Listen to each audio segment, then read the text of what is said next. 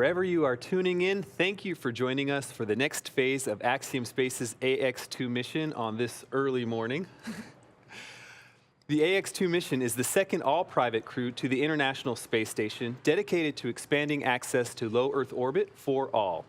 You're watching the live approach and docking coverage of the AX2 mission as NASA, SpaceX, and Axiom Space begin close proximity operations with the International Space Station.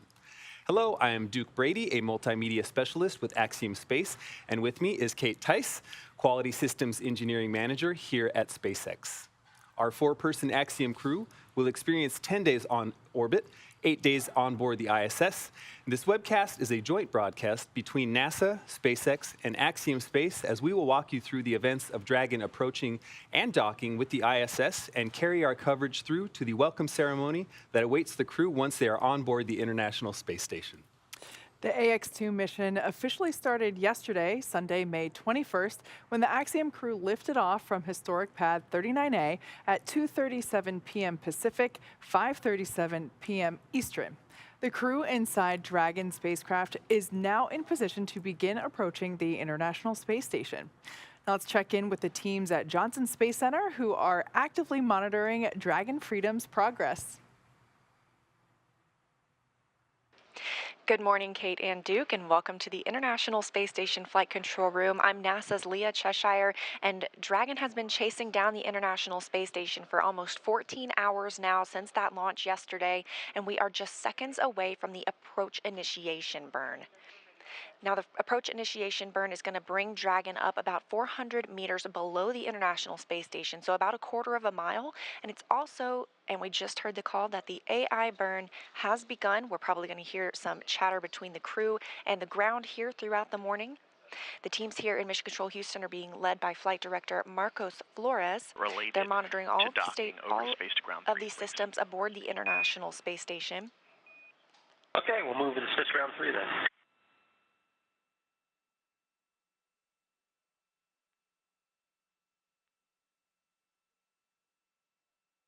And to the right of Marcos Flores is our Capcom, Justin Cartledge. He is working with the teams aboard the International Space Station, speaking with the astronauts there.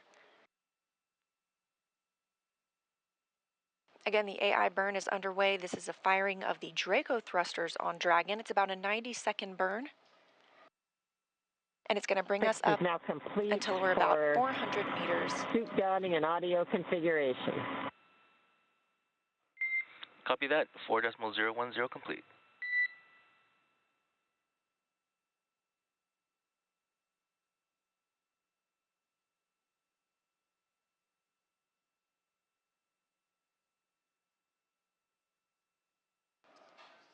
That call from Commander Peggy Whitson aboard Dragon that they are now in their suits and they have good comm checks.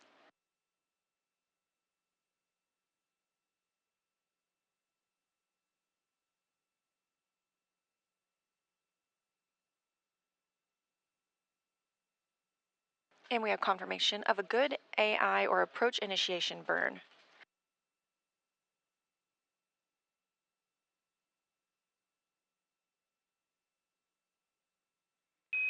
Dragon Again, that SpaceX approach on the big loop. initiation. We had nominal AI maneuver completion. Reminder, if C2V2 link is lost for 10 minutes without ground action, Dragon will perform a breakout. Timers are available in your event details.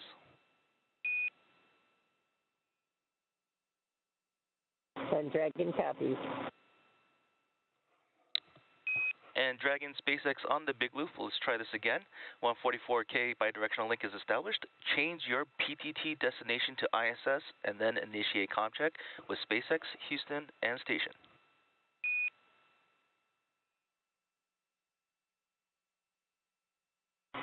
Dragon copies on the big loop. So Dragon Tech, SpaceX, how do you read? And Dragon, I believe you still have ground set elected to your PTT.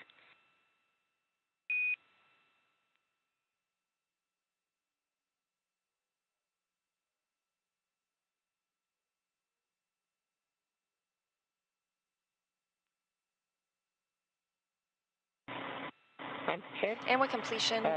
Ground, or SpaceX ground, Dragon, how do you read us on the big loop?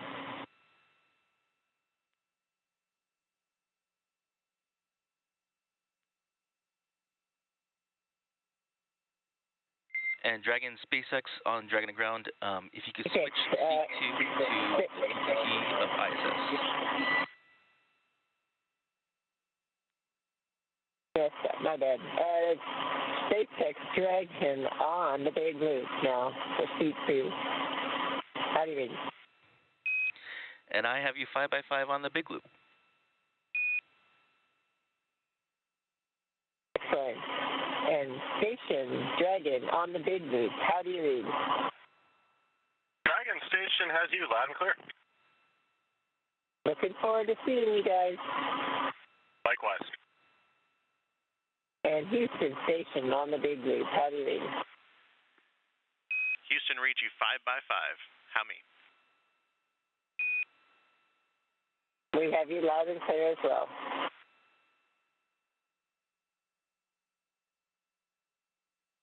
And SpaceX Dragons, Dragon to Ground, how do you read? And John, I have you 5x5. How me?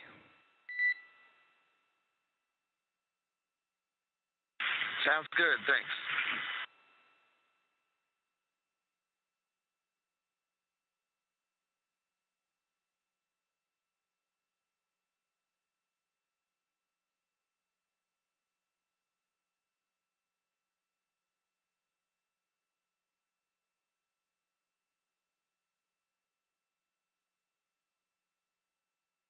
As you can hear, we are up and running this morning. You heard a lot of comm checks when we were discussing the big loop. This is a loop created so that the space station, Dragon, and the teams on the ground in Hawthorne and here in Mission Control Houston can all communicate on the same loop. Our Cronus flight controller set that up this morning. And Dragon That means we SpaceX are on Dragon to Ground for suit leak checks.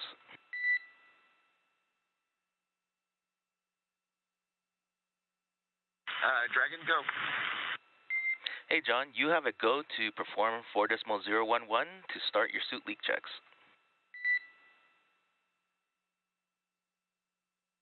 Okay, sounds good. We're go for those suit leak checks. Dragon.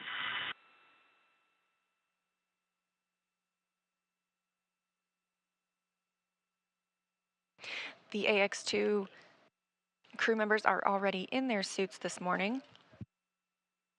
And we did, at the start of today's broadcast, just have completion of the approach initiation burn. Dragon is now about 400 meters below the International Space Station. It has also passed into the approach ellipsoid. We call that the AE. That's an imaginary shape measuring a 4 kilometer by 2 by 2 kilometer, essentially a large 3-dimensional oval. This means Dragon is on a 24-hour safe on Dragon trajectory. Ground, low priority.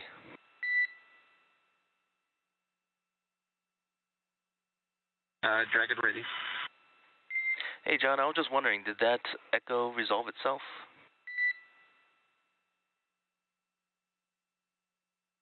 Yes, sir. You're crystal clear now. Thank you very much. That's good to hear. Thanks.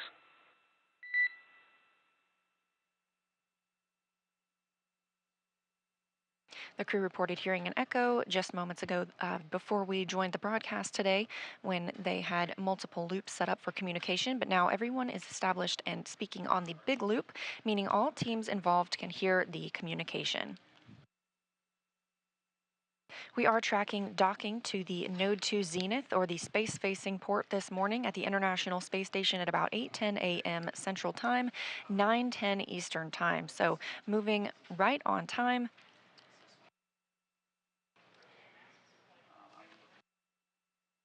Now 14 hours and 2 minutes since launch yesterday afternoon. SpaceX Dragon, Dragon to Ground. We're ready to pressurize at 2.2.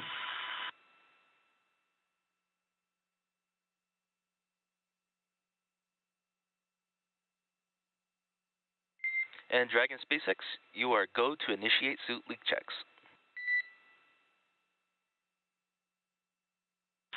Dragon copies.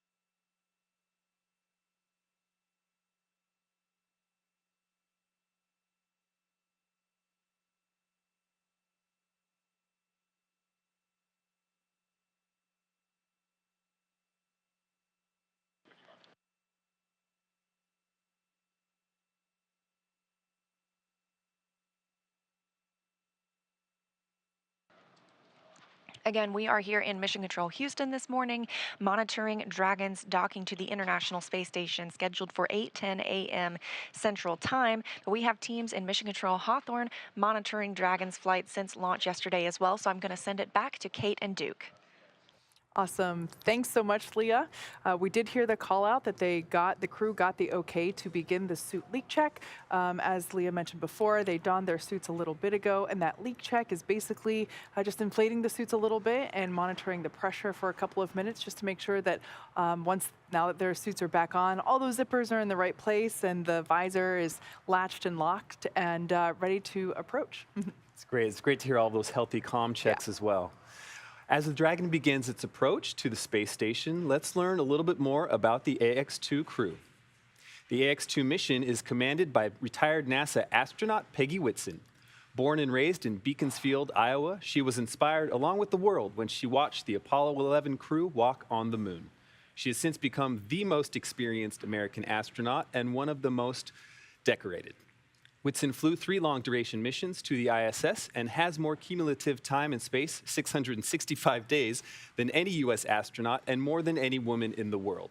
She has conducted 10 spacewalks with over 60 hours out in the vacuum of space and has performed hundreds of research experiments on board the ISS. Not only is she the commander for this mission, but Peggy also serves as the director of human spaceflight for Axiom Space. The pilot for AX-2 is private astronaut John Schaffner.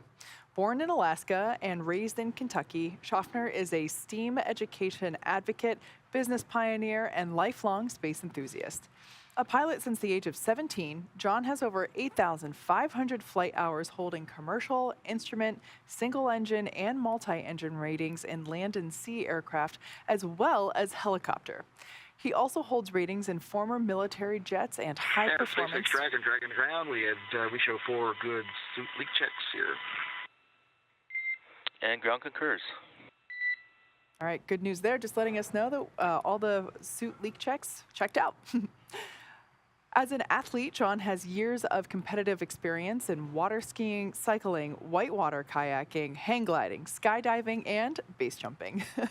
John trained as the AX-1 backup pilot, and during this mission, plans to invest a lot of his time in STEAM education activities aimed at empowering educators and inspiring teachers.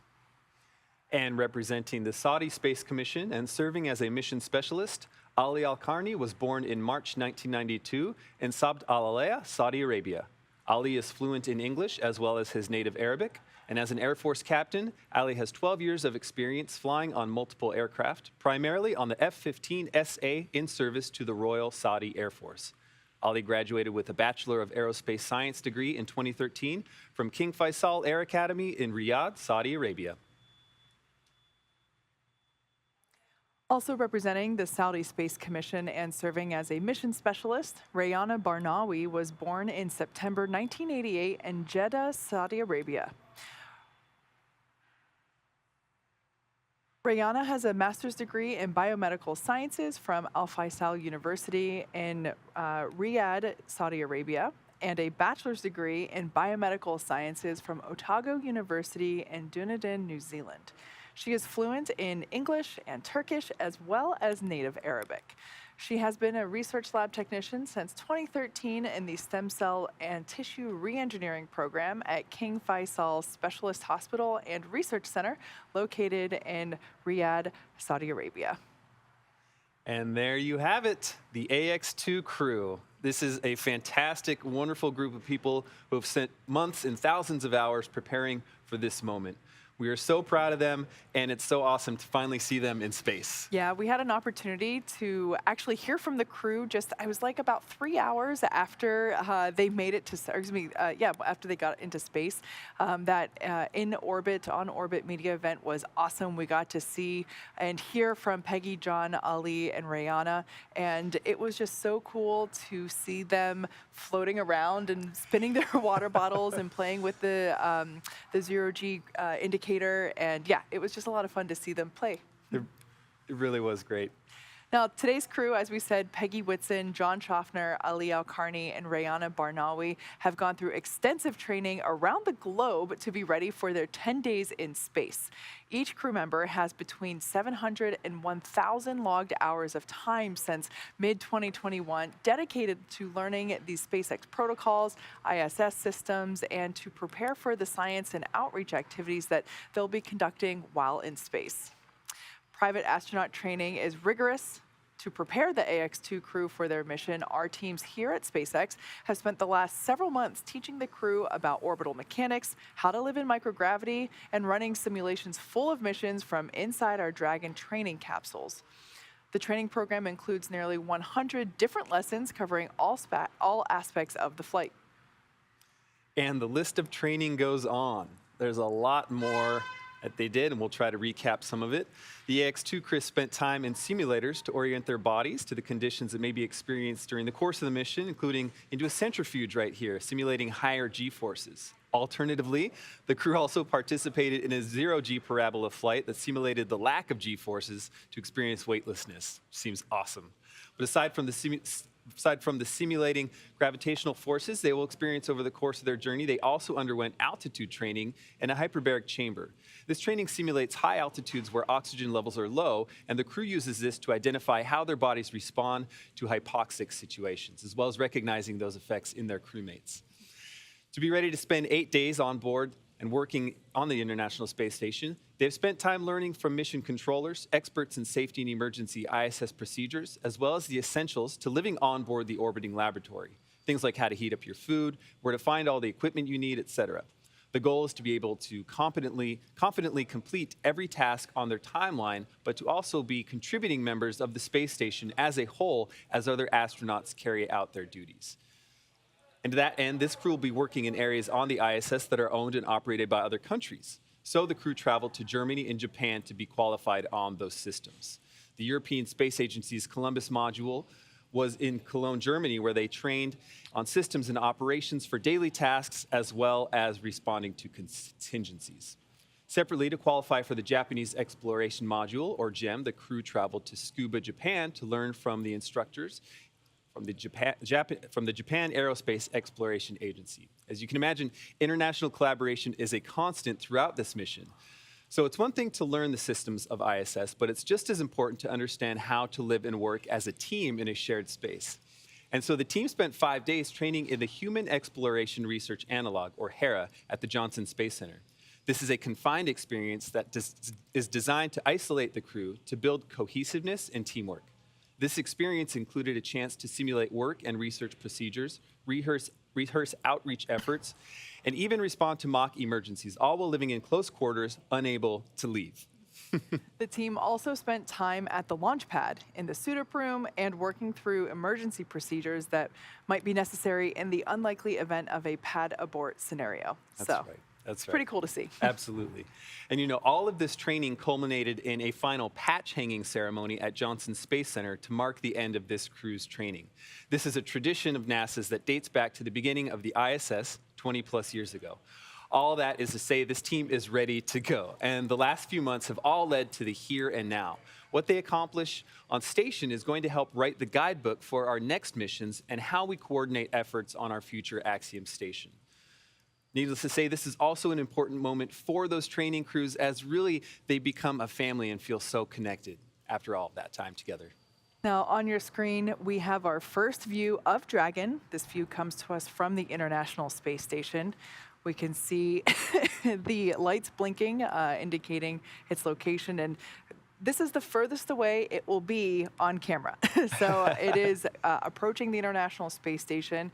For those of you that have just recently joined us, we had confirmation that the crew completed their suit leak checks, and those leak checks looked good. So they are in their seats, they're strapped in, and they are monitoring the progress of their approach to the International Space Station. This is what traffic looks like at the ISS. Very true.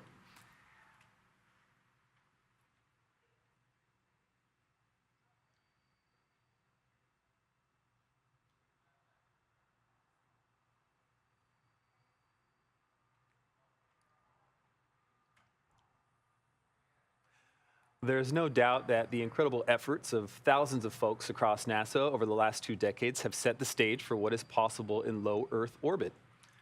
The X2 mission is a critical step toward opening those possibilities to a host of new participants, governments, diverse researchers, manufacturers, and more. Here on Earth, we're already seeing benefits from research currently conducted on the ISS, from water and air purification systems to testing medical devices and therapeutics. Pretty amazing stuff. In addition to tech demos and medical research, access to low Earth orbit allows for a connection to the arts and other outreach opportunities. AX2 is the first of several proposed missions in advance of Axiom Station, the world's first commercial space station. A sustainable commercial low Earth orbit economy means expanded access to work in space. It also frees up NASA and its partners to put their budget towards other exploration programs while granting space agencies around the world more opportunities through commercial efforts. And over its lifetime, the ISS has accomplished an unprecedented feat, continuously sustained operations on and off the Earth for more than 22 years. This is not only a true testament to the technology required to physically achieve that, but also to the collaborative and cooperative efforts of thousands of people across the world to ensure that multiple nations, agencies, and entities, both public and private, work together to push humanity forward. And as we move forward, private industries need time to learn how to establish and maintain these relationships effectively. So, by flying private astronaut missions like AX2 to the ISS, Axiom is taking essential steps to get that on-the-job training as we work towards building the world's first commercial space station. Axiom Station is an opportunity to continue the story of the ISS, science, and research through cooperation and collaboration for the benefit of all. AX2 is this next chapter. So once again, we are observing Dragon Freedom as it approaches the International Space Station. The crew has their suits on, they're in their seats, and they are inside those blinking lights. That's so amazing to think about. And we will see those blinking lights get closer and closer over the next couple of hours. Everything when you are approaching or departing the International Space Station is highly choreographed, and it's really slow, and that's for safety purposes. It's the safer way and the best way to do it. So we will see Dragon get closer and closer. Even those two lights that we see, the red one and the green one, they represent the port and starboard side, and I never remember what color goes to what, but I can tell you that we will start to see those get closer as we have been, even over the last few minutes. You might be seeing some stars on your screen, but most of those dots are dead pixels in that camera sensor, and that happens because of that high radiation in space. Now, Dragon is capable of carrying up to 7 passengers to and from Earth orbit and beyond. It is the only spacecraft currently flying that is capable of returning significant amounts of cargo to Earth, and is the first private spacecraft to take humans to the space station. Dragon is fully autonomous, which means that it flies itself, but it also features full manual override capabilities in case of emergency. Standing at almost 27 feet tall from bottom of the trunk to the top of the nose cone, Crew Dragon is composed of 2 main elements: the capsule, which is designed to hold crew and pressurized cargo, as well as an unpressurized section, which is known as the trunk. The nose cone at the top of the capsule protects the docking system and also the guidance navigation control system, which is the system that's being primarily utilized right now as Dragon is approaching the International Space Station. That nose cone opens for docking and remains attached to the attached to the Crew Dragon spacecraft, unlike previous versions of Dragon, and that helps toward our efforts toward reusability. Now, opposite of the nose cone is the trunk. It provides attachment points for Falcon 9, the Dragon capsule, and cargo. One half of the trunk is covered in solar panels. That's the black side of the trunk on the exterior. And those provide power to Dragon during flight and while on station. The other half contains a radiator, and it rejects heat from the active thermal control system to space using SpaceX's new Pika tiling technology. The trunk also now has new aerodynamic fins, which provide stability in the event of an emergency abort. Now, in the event of an emergency abort, Crew Dragon is outfitted with 8 Super Draco thrusters, as opposed to just the regular Draco thrusters, and those power the astronauts to safety. Dragon's Super Draco launch escape system is a key safety feature of Crew Dragon, and it gives the crew the ability to quickly separate from Falcon 9 and safely escape from the time of launch all the way to orbit. It's a feature that no other spacecraft in history has possessed. So it's pretty awesome, and it's a great safety feature. Absolutely. Thank you, Kate. We are actually going to toss back now to Leah at Mission Control at Johnson Space Center. Leah? Thank you both very much. And yes, tally ho, we have sights set on Dragon. Now, as you can see, it is pretty dark outside. That's because the International Space Station is in an orbital nighttime. It's currently flying over the South Pacific Ocean, about 261 miles above Earth. And of course, Dragon is now just slightly below it. Waypoint 0 brought Dragon the approach initiation burn brought Dragon to waypoint 0 at 400 meters below the International Space Station. The systems have checked out, and it's now moving up toward waypoint 1. That is when Dragon is approximately 220 meters above the space station. It'll be on the docking axis, meaning it's directly in front of the docking port. So the crew are headed to the Zenith port, the space-facing port of Node 2. And the other Dragon that's currently on board, which brought the Crew 6 crew earlier this year, that is docked to the forward port of the Harmony module. As you can see, we go in and out of receiving feeds from the International Space Station. That happens when we go through satellite handover periods. The International Space Station is orbiting Earth and seeing a sunrise and a sunset every 45 minutes. So we constantly hand over to different satellites that receive the feeds from the station and send it back to us on the ground. So you'll see that a little bit this morning. After we reach waypoint 1, we will pause until Dragon gets the go to move into waypoint 2. That's when they're only 20 meters away from the International Space Station, and the spacecraft is focused on aligning its docking system with the International Docking Adapter. Slow and steady wins the race at this point in the mission. Right now we're moving at less than 5 miles per hour. And as we move in from waypoint 2, we'll be moving even slower. We may hear the call-out chop at a little less than 30 seconds before docking. That's the crew hands-off point, when any aborts need to be done automatically by Dragon. And of course, we are tracking docking to come in at about 8:10 a.m. Central Time this morning.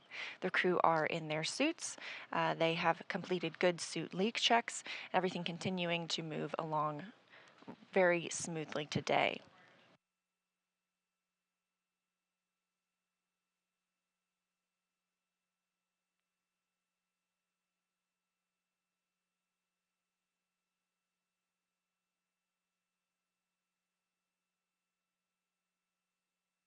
A look back at some of what was completed last night. Shortly after launch, less than an hour after liftoff, at about 5:23 p.m. Central Time, Dragon executed the phase burn. That was the first of the 5 major burns required to raise Dragon's orbit and position it for approach to the space station. About 7 hours later, we had the boost burn. That puts the crew in an orbit where Dragon's apogee, or the highest point, is about 10 kilometers lower than the station. After that, we executed the close co-elliptic burn at 12:51 a.m. Central Time.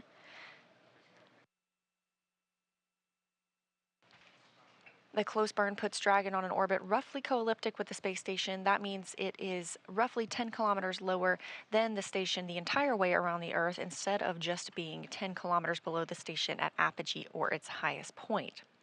We also saw the transfer burn at about 2:47 a.m. Central Time this morning. That's the fourth major maneuver where we raised Dragon's apogee again, or the highest point of its orbit, to just 2.5 kilometers lower than the space station. We Dragon, rounded everything SpaceX out on with the big loop, mid-course burn complete and nominal. Trajectory has converged on waypoint 0. Dragon copy.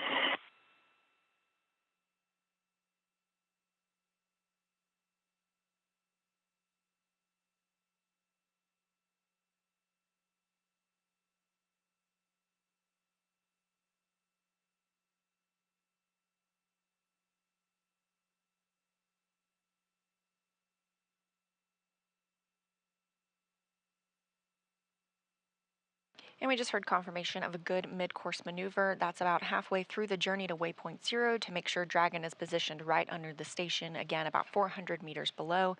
So confirmation that they did indeed conduct a mid-course maneuver this morning, and everything continues to look good for Dragon. We are in integrated operations. This happens when Dragon gets closer to the space station, specifically when they enter the approach ellipsoid, that 4 by 2 by 2 kilometer invisible boundary around the International Space Station. This helps us govern all arriving and departing visiting vehicles, whether they carry cargo or crew.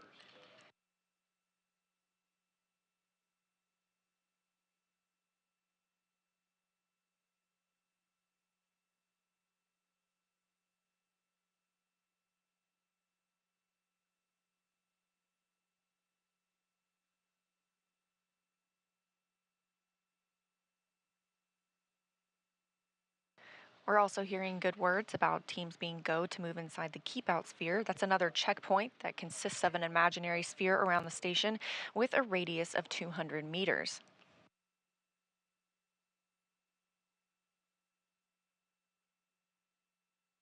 The keep out sphere carries a similar requirement on the orbital trajectory that if Dragon were to somehow lose control of its thrusters, the space station would be safe for 4 orbits or about 6 hours. However, everything looking good on Dragon this morning. Again, we're in an orbital nighttime. This view coming from the International Space Station as we are tracking Dragon and its approach to the orbiting laboratory.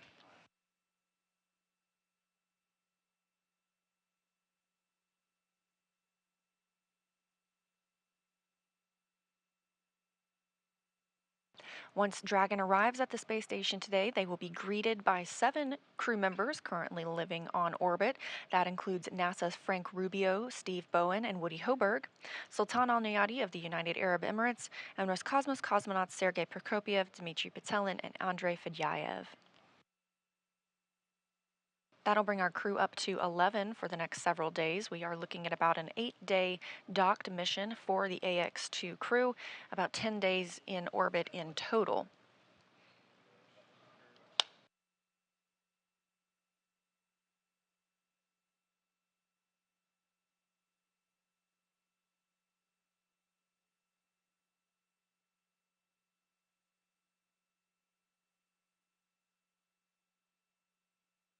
The crew on the International Space Station will be monitoring arrival this morning, specifically Woody Hoberg of NASA and Sultan Al Nayati of the United Arab Emirates will be in the station's cupola using special software to track Dragon's approach and make sure it stays in the expected zones. Once Dragon is docked, Hoberg will be our prime to start those hatch opening operations. He will start by opening the large hatch on the Node 2 forward, or Node 2 zenith that is, giving him access into the pressurized mating adapter. They'll then pressurize the vestibule, and that's the small space between the hatches on the Dragon and space station. Of course, the vestibule is exposed to vacuum prior to docking, Houston, so the crew... on the big loop, Dragon range is approximately 1,000 meters. Monitor long-range approach per steps 1 to 4. In 1.102, Dragon approach and retreat monitoring. ISS crew is now primed for vehicle approach monitoring.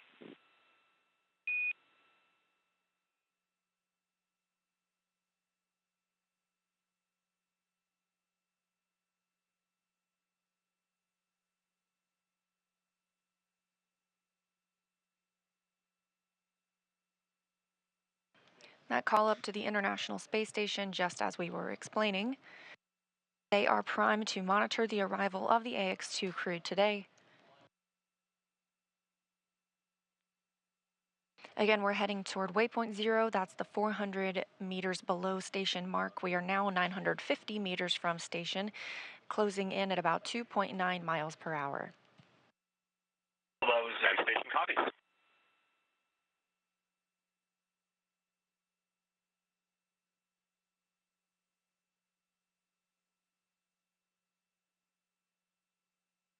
So once we dock at approximately 8:10 a.m. Central Time, it takes about 2 hours to pressurize the vestibule, the space between the hatches.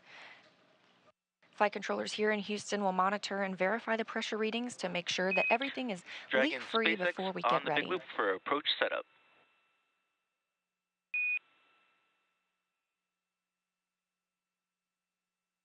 Go ahead on the big loop for approach setup. Ground has pulled go for approach 0 and will be enabling the maneuver shortly. Expected maneuver start time is per your forward displays. Reminder that Dragon will continue through waypoint 1 to waypoint 2 without stopping at waypoint 1.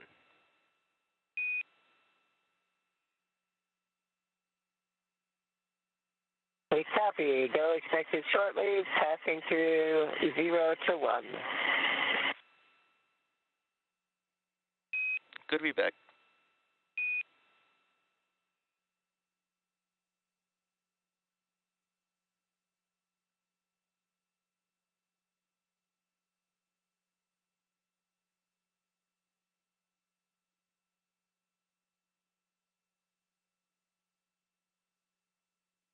Good news from the ground to the crew, that coming from the core, the crew operations responsible engineer in Hawthorne, California at SpaceX headquarters, to Commander Peggy Whitson aboard Dragon.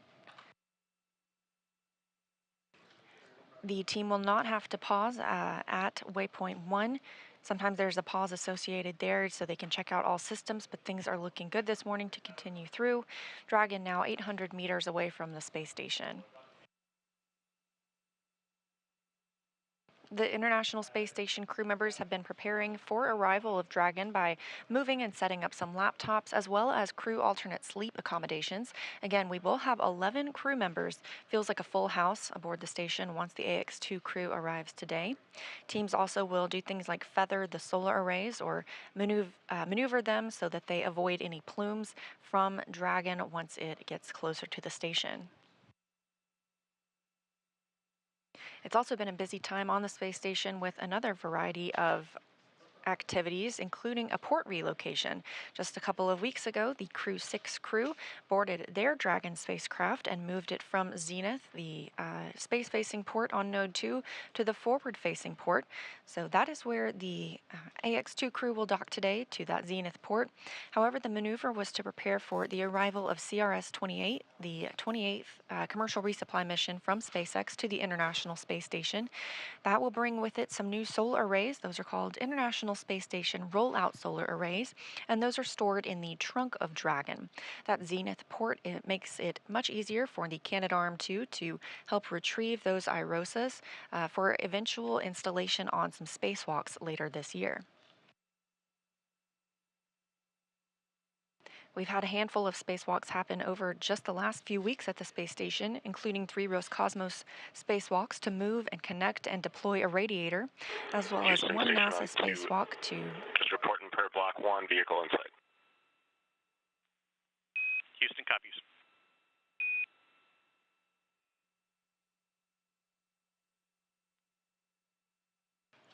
We have recently had a spacewalk to prepare for those upcoming solar array installations. And hearing confirmation from the crew aboard the International Space Station that they themselves also have their sights set on the approaching Dragon.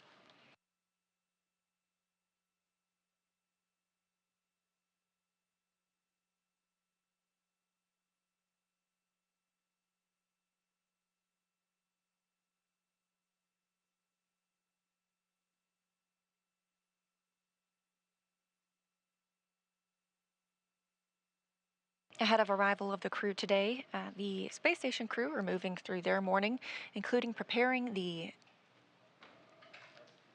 Node 2 area for docking and hatch opening, as well as getting the required exercise for the day. And here we have a new view of Dragon approaching the space station from the International Space Station itself. Again, we are looking at docking exactly an hour from now at 8:10 a.m. Central Time.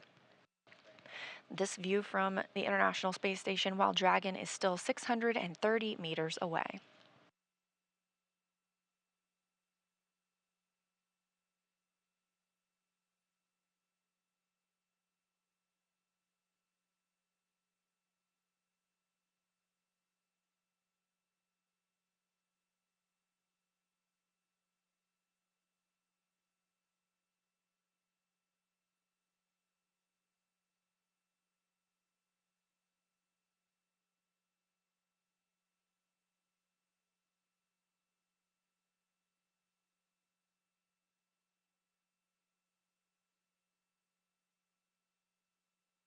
Again, this is an entirely autonomous flight for Dragon. The crew aboard has been trained that they can take over if needed. However, things continue to move smoothly this morning. The crew off-duty time ended at 5:30 a.m. Central Time. The crew got suited up shortly after, and the big loop was configured, meaning that team members here in Houston can speak with teams in Hawthorne as well as on the space station and on Dragon on one big communication loop rather than on various different loops.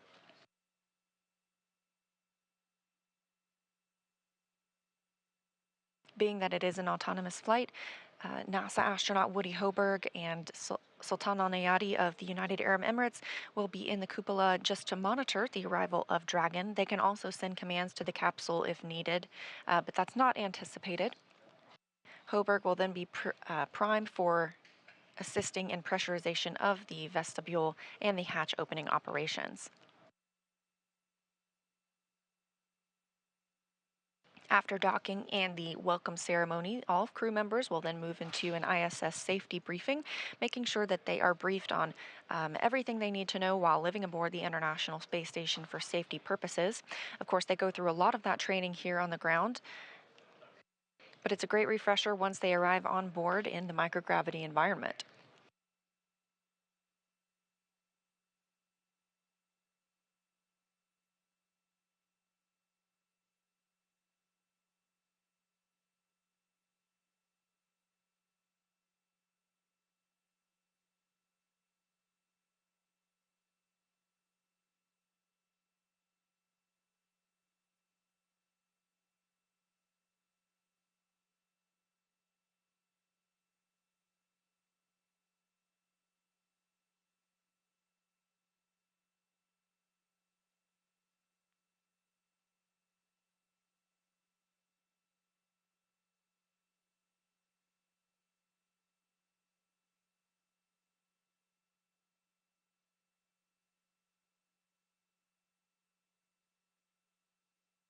You might have seen a little bit of lighting change.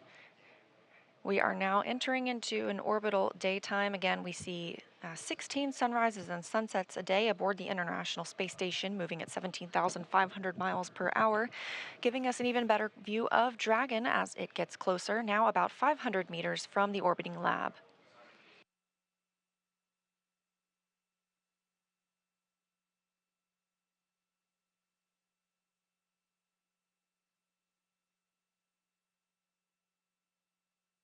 The space station and Dragon are now flying about 270 statute miles just west of Chile.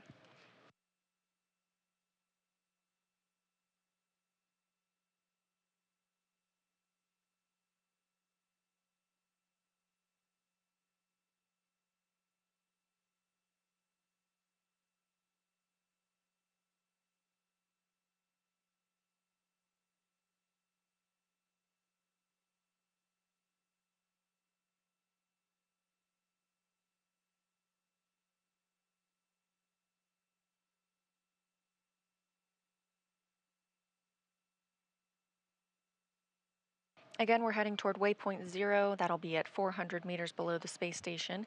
We are now at 480 meters below the space station. The crew will not stop at waypoint 0. They will continue to move through.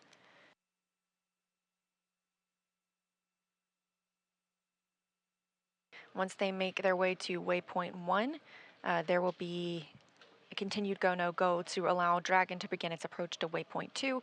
That's located inside the keep out sphere about 20 meters away from the space station. We do not have to hold at waypoint 1. All of the systems have checked out, and so we have that opportunity to continue moving toward waypoint 2. However, we do conduct a hold at waypoint 2 just to make sure Dragon is completely aligned with the international docking adapter on the Node 2 Zenith or space-facing port.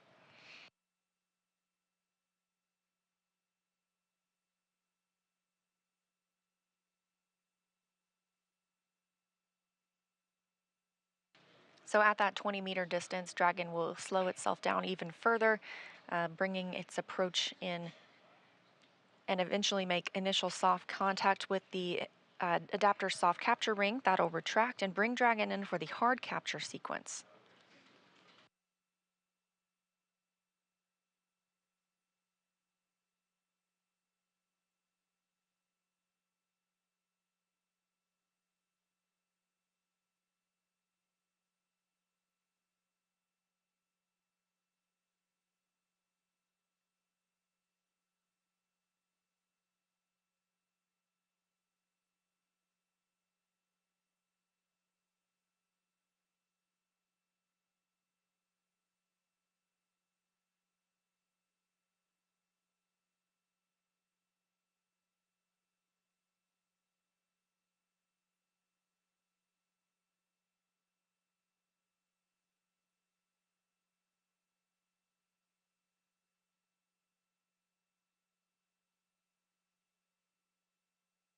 Now less than 450 meters away from the International Space Station. Again, we are in integrated operations with teams here in Mission Control Houston monitoring Dragon's approach to the International Space Station, along with teams in Hawthorne, California.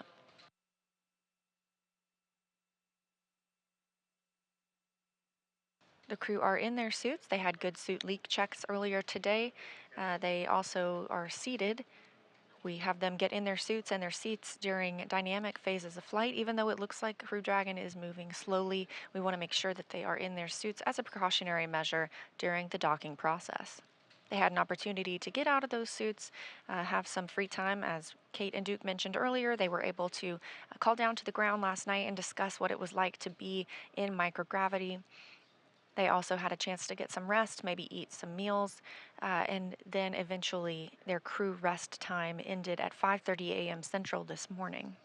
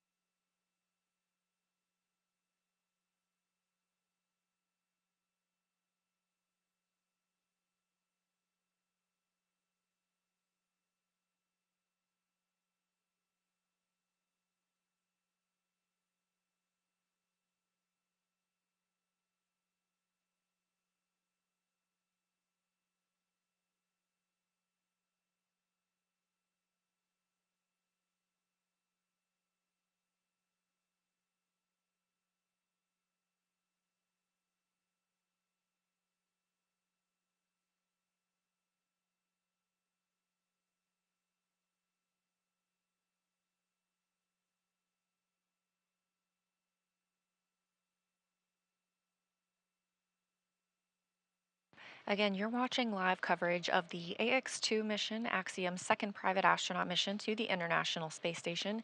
These are not NASA astronauts arriving aboard Dragon today. One of them, however, is a former NASA astronaut, Peggy Whitson.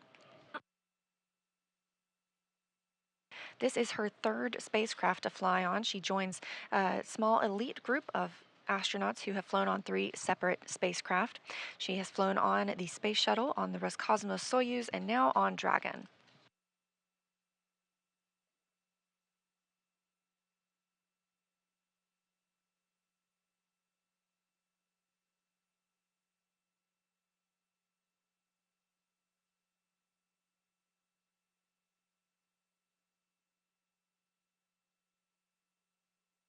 Since NASA opened up the space station for commercial activity in 2019, we've continued to work with private industry to prepare for the future of low Earth orbit. And our long-term goal is to be not just the provider of a low Earth orbit destination, but to be a customer. We want to be one of many customers purchasing commercially owned and operated services. So we need to work together today to ensure this path of tomorrow. Enabling these private astronaut missions helps us to refine and mature any of the processes we need for that future. So our NASA astronauts are working side by side with Dragon private and SpaceX national on the Big Loop. astronauts. Approach 0 has started and trajectory has converged on waypoint 1. Expected arrival at waypoint 1 is per your 4 displays. Dragon copies.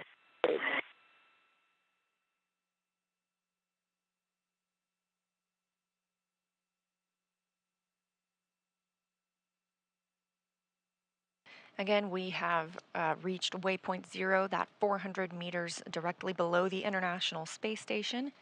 Coming up, we are going to move from waypoint 0 to waypoint 1, pausing at that distance of approximately 220 meters, putting Dragon on the docking axis, meaning it's directly in front of the docking port.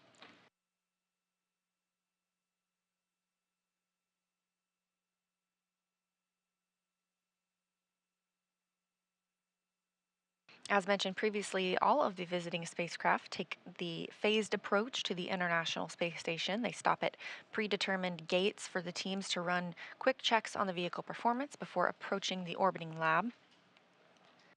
When it comes to bringing two spacecraft together, slow and steady wins the race, as docking operations require a great deal of precision to make sure we're keeping the spacecraft and the crew safe. So when we say slow and steady wins the race, we're now traveling at less than half a mile per hour. Again, we are in integrated operations during this time, meaning teams from both Hawthorne on the left of your screen and Mission Control Houston on the right are monitoring Dragon and the International Space Station. Additionally, the Axiom Mission Control here in Houston, Texas as well is continuing to monitor the flight. They'll remain on console this week. With you on the Big Loop. All right, prior range is 400 and stable attitude as expected. Houston copies.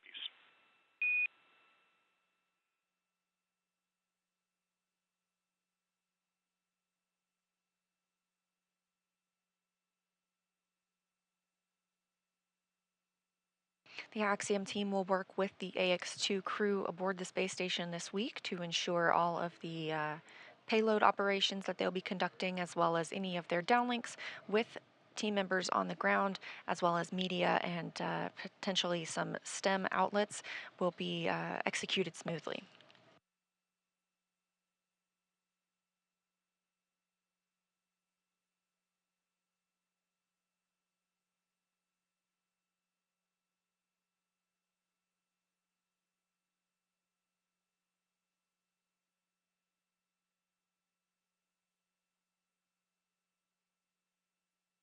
Again, we are in a satellite handover of the tracking data and relay satellite system. These are tracked throughout the flight. We see this with the International Space Station as well as on Dragon.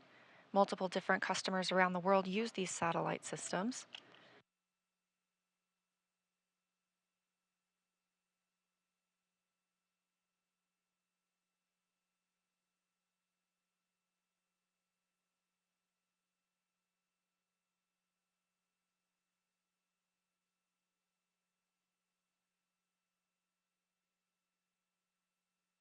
All 7 crew members currently aboard the International Space Station, currently moving about their day, some of them exercising, some enjoying their midday meal.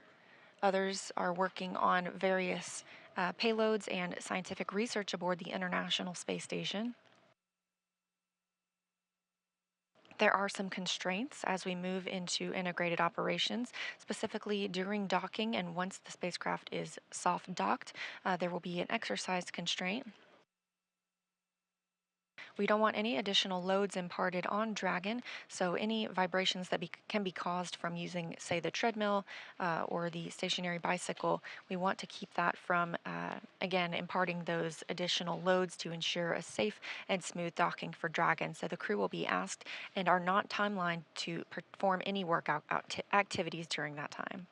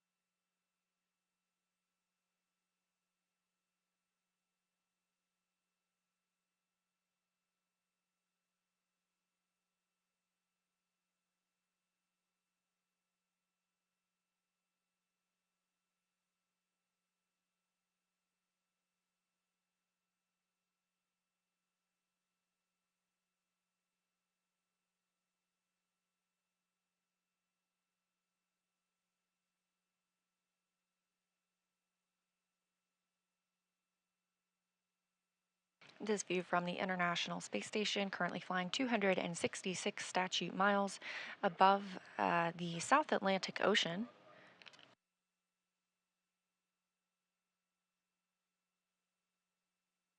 Dragon is about 400 meters away from the space station. Again, we reached waypoint 0 and have the go to move to waypoint 1, which will put us 220 meters from the space station above the docking on the docking axis above the Node 2 Zenith port. After we reach waypoint 1, we'll move into the keep out sphere. That's the 200-meter sphere with a radius of 200 meters around the International Space Station. Again, this is an invisible boundary, but helps us monitor all vehicles that arrive and depart the orbiting laboratory.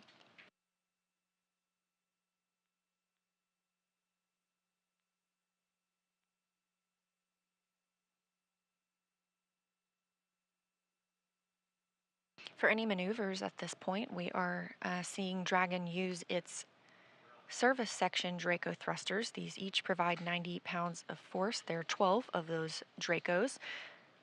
Those are only used in the vacuum of space. It's good for these attitude control maneuvers, and those are grouped into 4 clusters of 3 thrusters each.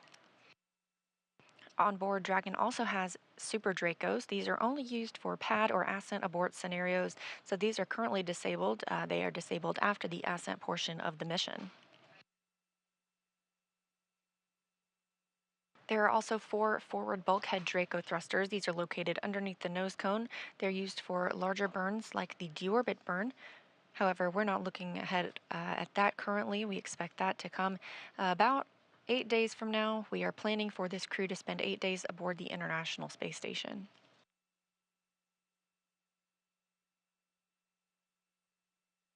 Also located underneath the nose cone is the docking hatch. This is the portion that will dock to the International Space Station and the hatch that crew members will use to float in and out of Dragon. This is in contrast to the side hatch that the crew used to board the spacecraft yesterday, that they will also use to depart the spacecraft after splashdown and being pulled aboard the SpaceX recovery ship.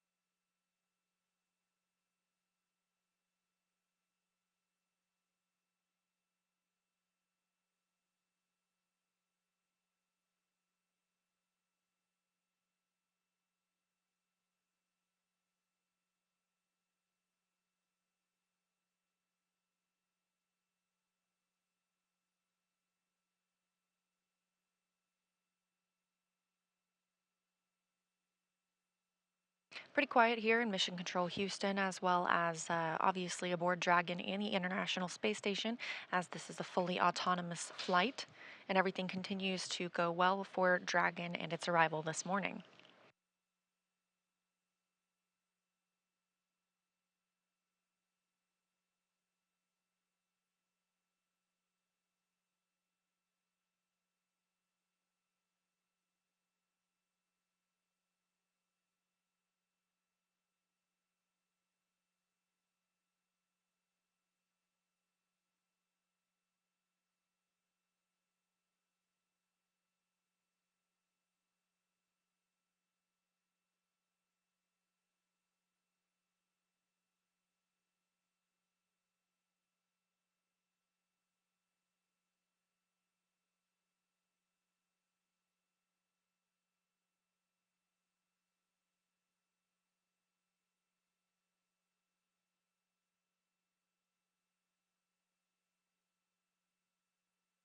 Again, Dragon has reached waypoint 0 and is making its way to waypoint 1, 220 meters above the International Space Station and its intended destination this morning, which is the space-facing hatch on Node 2. So with that, I'm going to send it back over to Hawthorne for a status update. Kate and Duke? Thanks, Leah. Continuing to follow Dragon's progress as it gets closer and closer to the International Space Station. We're now just 0.45 kilometers away from the ISS. And as Leah mentioned, slow and steady wins the race. Now, there are teams supporting this mission from multiple locations. This is Johnson Space Center, located in Houston, Texas. This mission control room is staffed 24 hours a day, 7 days a week, 365 days a year. Team members are trained in a variety of disciplines and monitor all station systems. In addition to this control room, we have the mission control room here at SpaceX headquarters in Hawthorne, California.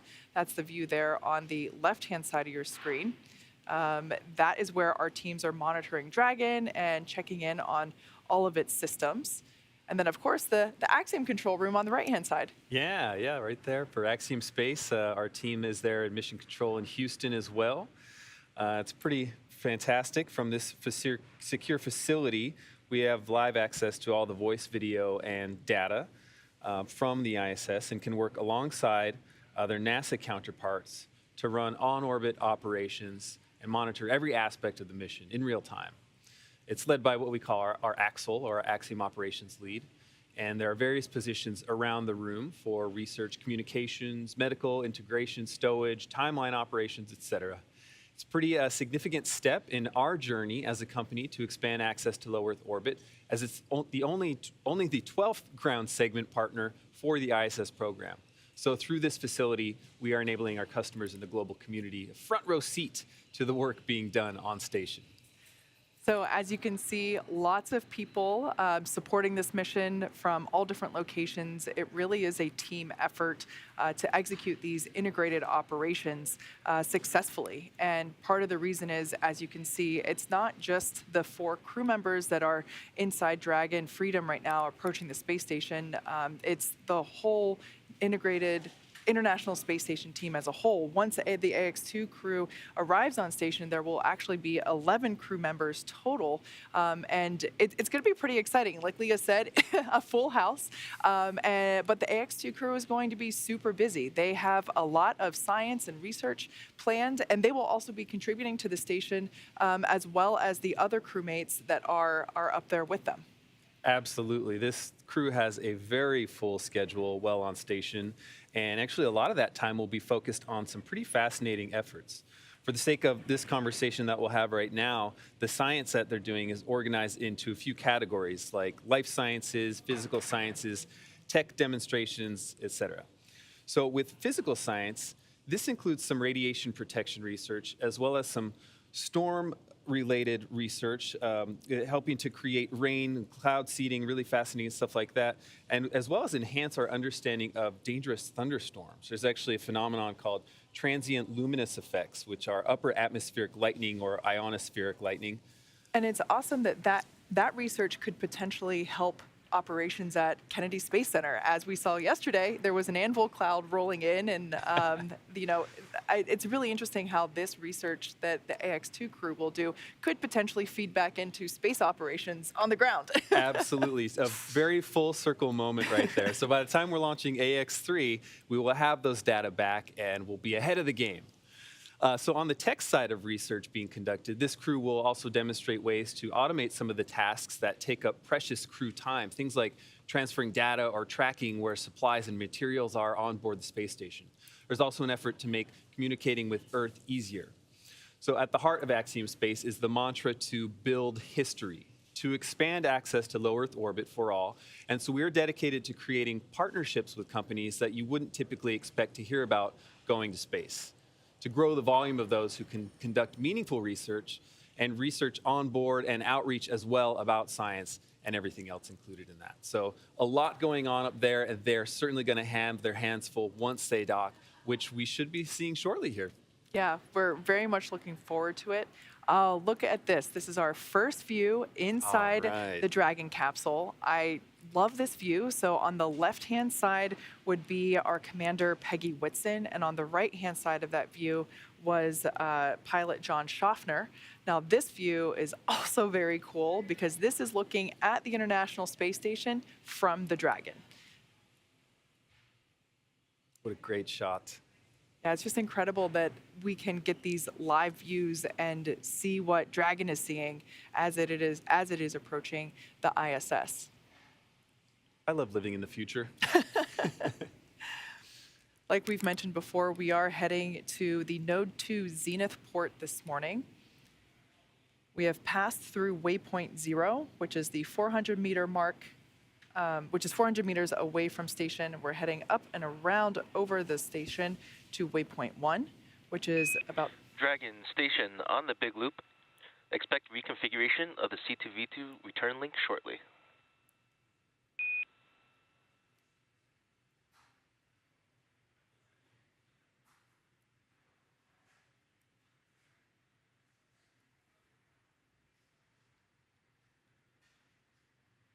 Dragon copies. Station copies. So that was SpaceX core David Huang just letting the crew know of this upcoming event, referring to C2V2, which is the common communication for visiting vehicle. And that's basically just the link for the visiting vehicle, in this case, Dragon Freedom. But yeah, this view is over the shoulders of our commander and pilot. And I love that you can see what they're seeing. In the center, we can see that they are following along with the upcoming events. The views on the far left and far right panel will illustrate which thrusters are firing when.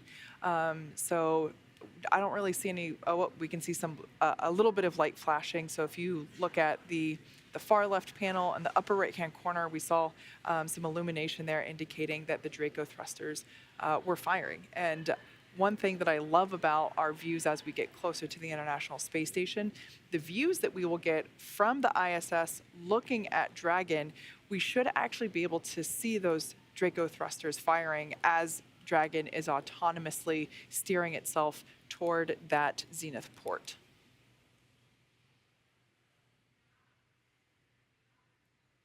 Now, when we say autonomous, it's truly what that means. Dragon is doing all the calculations and steering and flying automatically. It is flying itself. That being said, our pilot, John Schaffner, has the capability to take over manual control at any time if necessary. But it is incredible to be able to see what they're seeing. Oh, and that view on the left-hand side there, we can actually see those thrusters, as I mentioned. It almost looks as if Dragon is like spitting out a little bit, and it's just really cool to be able to see that propulsion system in action as Dragon is flying itself to that Zenith port. And I love it with those two views that we just had because it's Dragon looking at station as well as station looking at Dragon, which always kind of reminds me of the Spider-Man meme of them pointing at each other. It's a very meta moment. Mm-hmm. In that image on the right, you see our commander, Peggy Whitson, on the left, pilot John Schaffner on the right, and out of frame, our mission specialists, Rihanna Barnawi and Ali Al-Karni. Likely also monitoring all these events. Everyone on board this Dragon is probably very, very anxiously awaiting this moment of docking.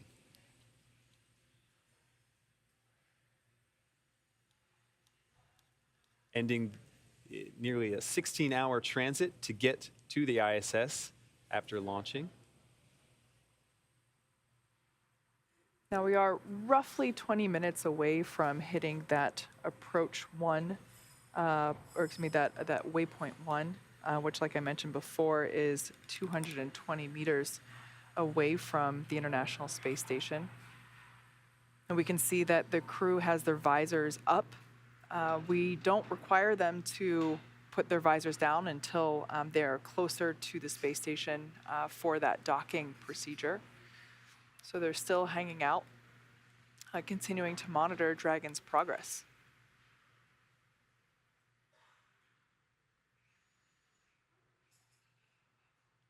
As we said before, once the 4 Axiom 2 crew members get on station, they're going to be there for 8 days, and they're going to be very busy.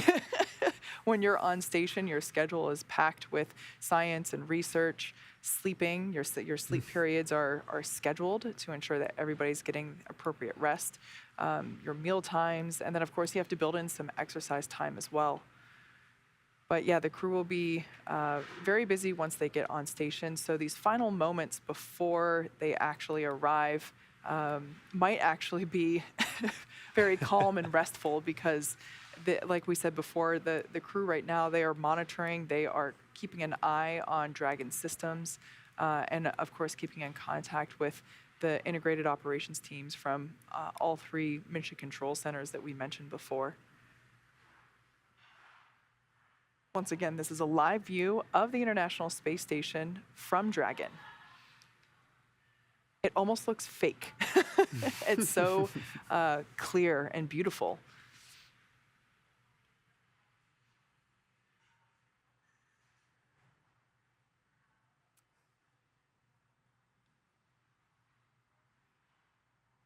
As we get closer, you should be able to make out more clearly the various vehicles that are docked with the International Space Station.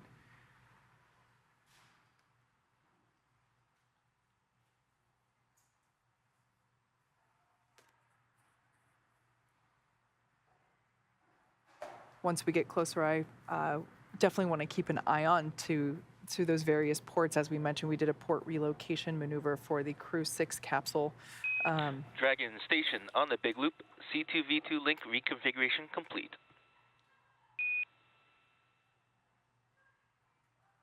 Dragon copy. C2V2 config complete. As I mentioned, we did a port relocation maneuver for the Crew 6 capsule, which is Dragon in Denver. It was relocated to the Node 2 forward port, and we should be able to see that as we get closer. And I just love it when there is a Dragon capsule getting a view of another Dragon capsule that is on station. We had that view during the Crew 6 docking, if I remember correctly. So this is a live view coming to us from the International Space Station of Dragon Freedom as it approaches.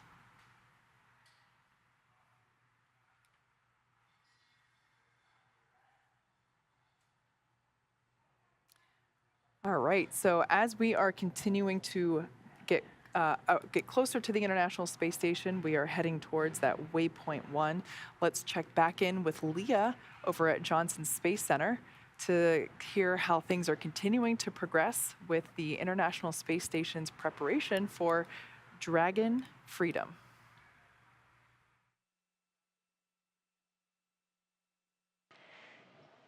Hi, Kate. Hi, Duke. Thanks for carrying us through a little bit of that. And yes, that's no moon. That is Dragon approaching the International Space Station.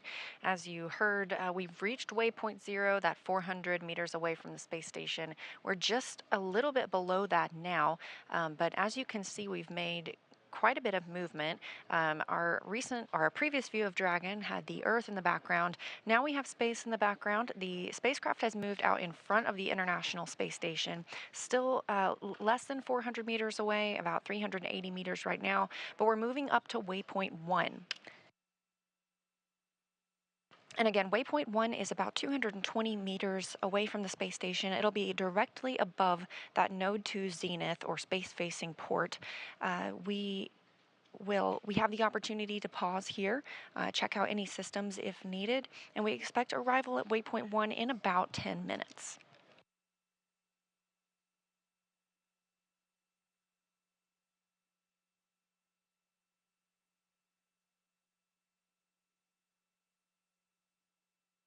Once Dragon reaches waypoint 1, the next stop is waypoint 2. That is only 20 meters away from the International Space Station, so that's when we hope to get that crystal clear view of Dragon Freedom and its 4 crew members inside. We do conduct a hold at waypoint 2. This is to make sure that we are properly aligned with the docking target on Node 2, also known as Harmony. After reaching waypoint 2, Dragon will slowly but surely move in and dock with that port, conducting a soft capture first before the hooks begin to drive and complete a hard capture. Then it takes about 2 hours until Dragon hatches are ready to be opened and the 4 new crew members make their way aboard the space station.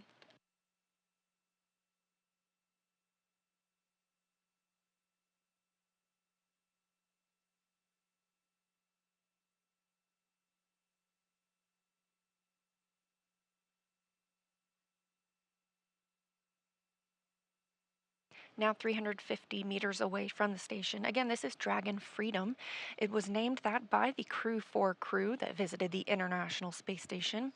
Spacecraft keep their names after being named by the crew, so this one will always carry the name Freedom regardless of who's flying on board.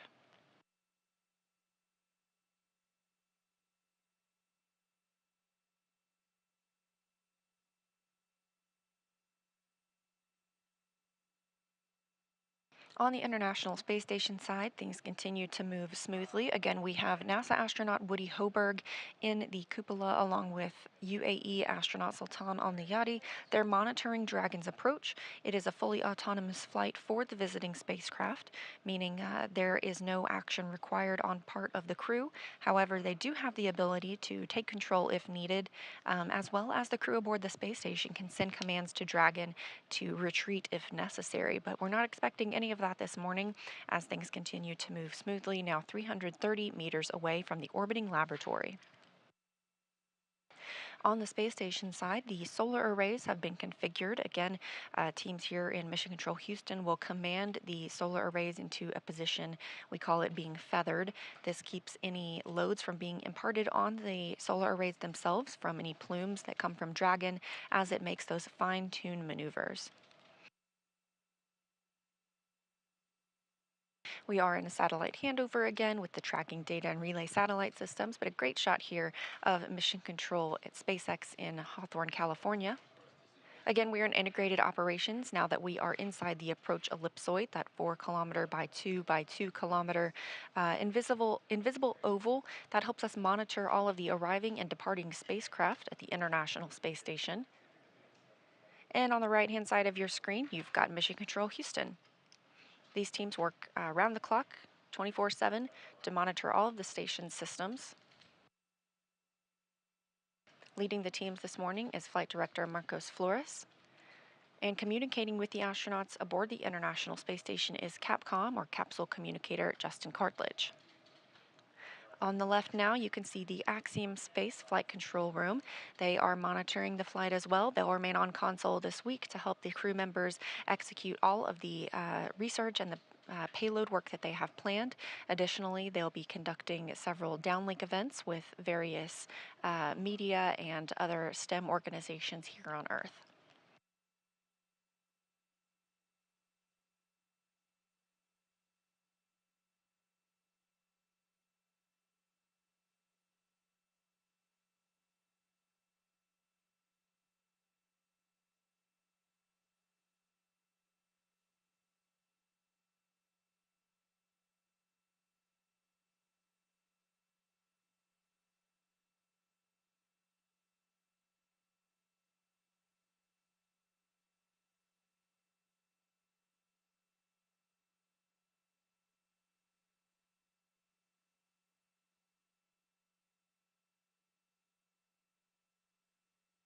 Now just 290 meters away from the space station and closing in. Again, slow and steady. We are less than 1 mile per hour as we see Crew Dragon move toward the International Space Station Zenith port. Once we reach that, it'll be waypoint 1. We hope to see that in about 5 minutes, and we're tracking docking again this morning at 8:10 a.m. Central Time, so just about 20 minutes from now.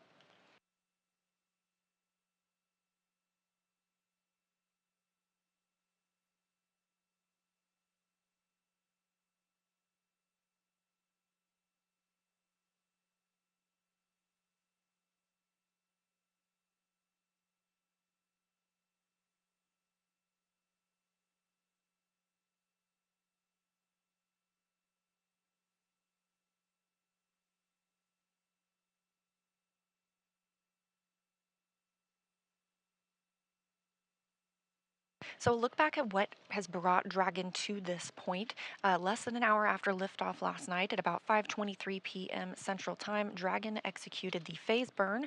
This was the first of those 5 major burns. This raised Dragon's orbit using the Draco thrusters, and about 7 hours later we had the boost burn. This put our crew in an orbit where Dragon's apogee, or the highest point of its orbit around the Earth, is 10 kilometers lower than the space station. After that, we execute the close co-elliptic burn, and this puts Dragon on an orbit roughly co-elliptic with the station. So it means it maintains that orbit about 10 kilometers lower than the station all the way around instead of just at apogee. The transfer burn occurred at about 2:47 a.m. this morning, Central Time. This is where we raised Dragon's apogee. Again, that's the highest point of its orbit, to just 2.5 kilometers lower than the station. We want to make that co-elliptic one more time, so we round that out with the final co-elliptic burn. That was at 3:34 a.m. Central this morning, maintaining the constant orbit about 2.5 kilometers below the station. We also saw the approach initiation burn just at the start of today's broadcast. This really begins the final stages of Dragon's rendezvous with the station, and we started integrated operations between the Dragon control team in Hawthorne and the space station flight controllers here in Mission Control Houston.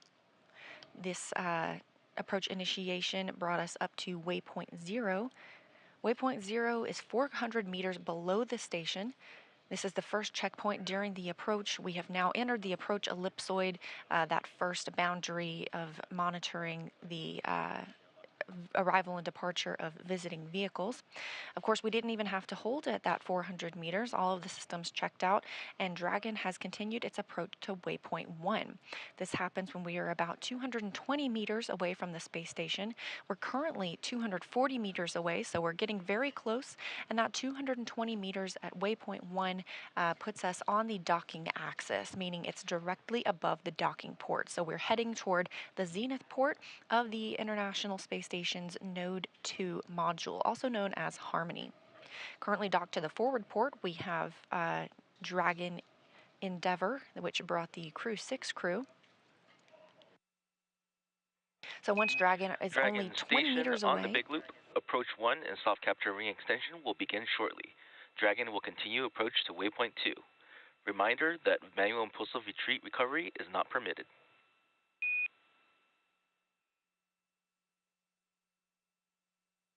Dragon copy. Station copies.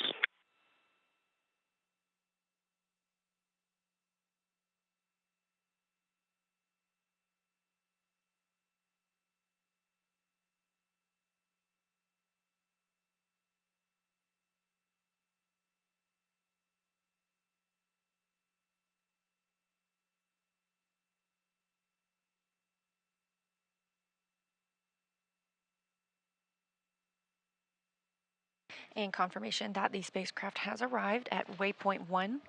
Again, we have the opportunity to hold here. It's 220 meters away from the International Space Station, specifically in line with the docking axis on the zenith port of Node 2. And you can see some of those thruster plumes coming from Dragon as it fine-tunes its approach using those service section Draco thrusters.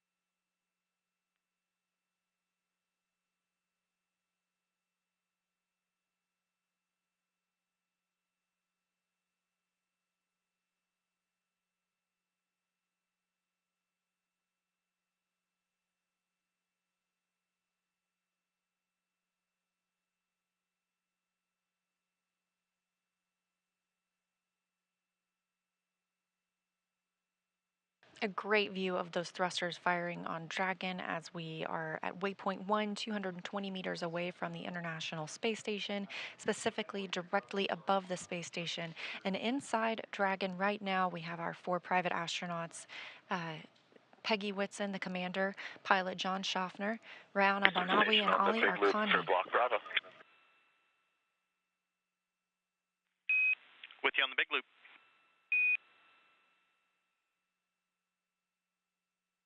Pri range 208 meters and decreasing attitude as expected. We copy and concur from the ground.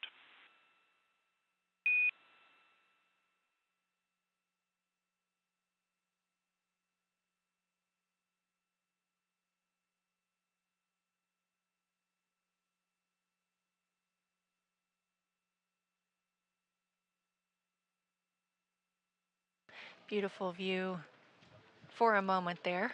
We have of Dragon, this courtesy of Cronus. Cronus flight controller here this morning is Brian Crisp in Mission Control Houston. Dragon's thrusters continue to fire. We are now less than 200 meters away from the space station. We have passed through waypoint 1 as well as the keep out sphere. And the keep out sphere is that 200 meter radius around the International Space Station, another invisible boundary that helps us monitor our arriving and departing vehicles.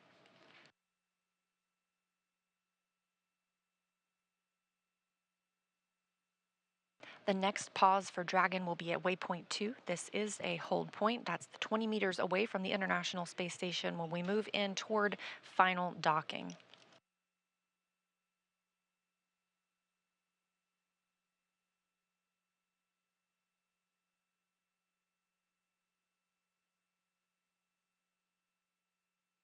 In this view of Dragon Freedom, you can see the hatch or the nose cone is opened and a good view of those 4 forward bulkhead thrusters. Those are used for the larger burns. We are now using the 12 service section Draco thrusters. These are for more fine-tuned attitude maneuvers, especially as we get closer to the International Space Station. The nose cone protects those thrusters as well as the docking mechanisms aboard Dragon.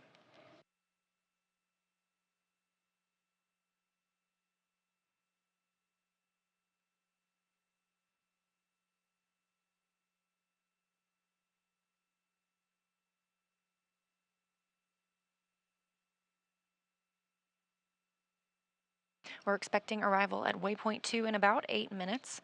And again, looking for docking this morning at approximately 8:10 a.m. Central Time. Dragon Freedom is now 164 meters away from the International Space Station. So while we are moving less than 1 mile per hour, we are continuing to close in on the destination for the AX-2 crew.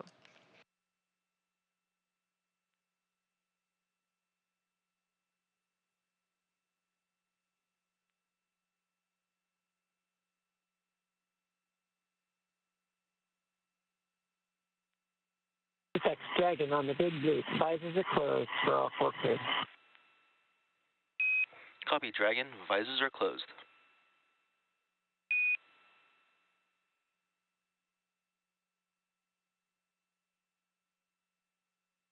As we've mentioned earlier, the AX-2 crew are in their suits and in their seats. We got that view over their shoulders this morning. They do not have to wear their suits for the entirety of the flight. When they are not in these dynamic operations periods, they are welcome to take those off and get into some more comfortable attire specifically for their sleep portion of their flight. However, now they are in their suits. They've conducted suit leak checks through the umbilicals that connect to the spacecraft itself. These also provide communications and cooling for the astronauts.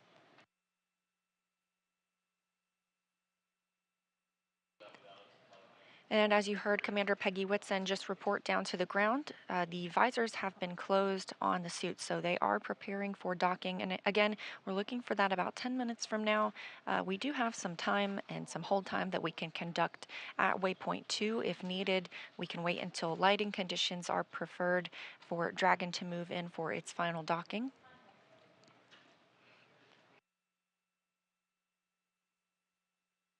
Once Dragon flies in and makes contact with the International Docking Adapter, we will have soft capture.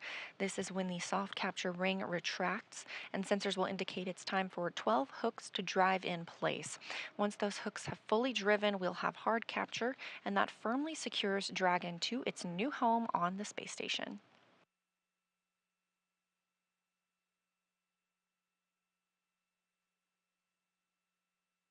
Now just 130 meters from the International Space Station, everything continuing to move smoothly for Dragon. Station on the Big Loop, our review of steps 5 and 6 is complete and ISS is ready for docking.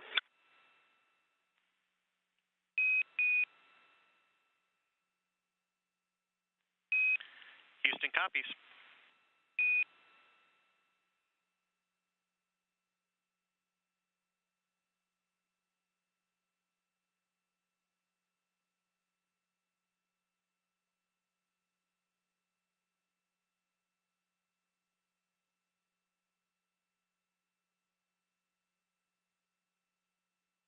We are in another satellite handover and expect to regain video of the crew aboard Dragon as well as from the International Space Station shortly.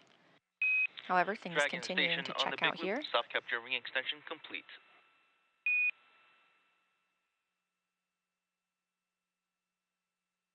Dragon copy. Station copies. Station Houston on the Big Loop. At waypoint 2, Dragon will briefly pause to align for docking, then automatically resume approach.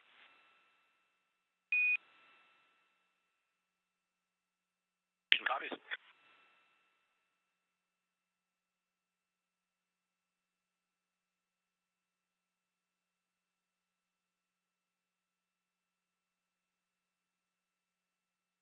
We are less than 100 meters from the International Space Station. Currently, Flight Director Marcos Flores here in Mission Control Houston is polling all of the team members in this room, conducting their go-no-go poll for docking.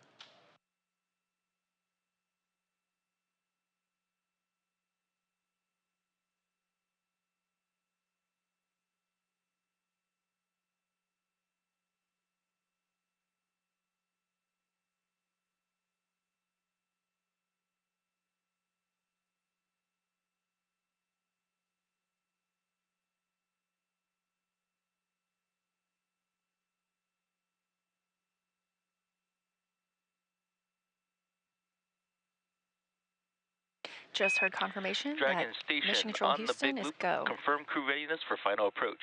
Ground has pulled go for approach 2 and will be commanding approach allowed shortly. As a reminder that once Dragon is inside the crew hands-off point, retreat and breakout are not permitted. And the Dragon crew is ready to go for docking, and we copy on the crew hands-off point. Station crew copies and we are ready for final approach.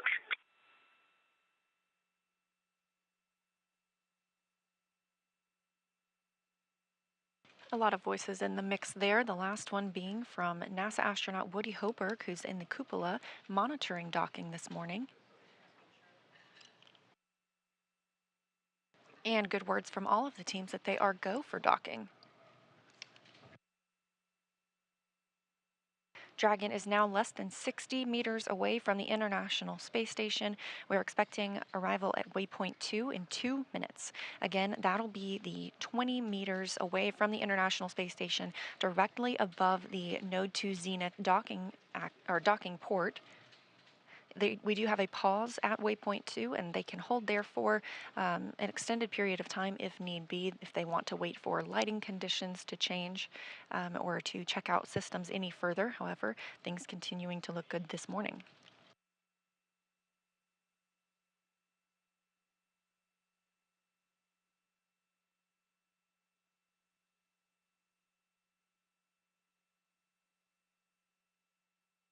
Currently, the International Space Station and Dragon are flying 262 statute miles over Russia in an orbital nighttime.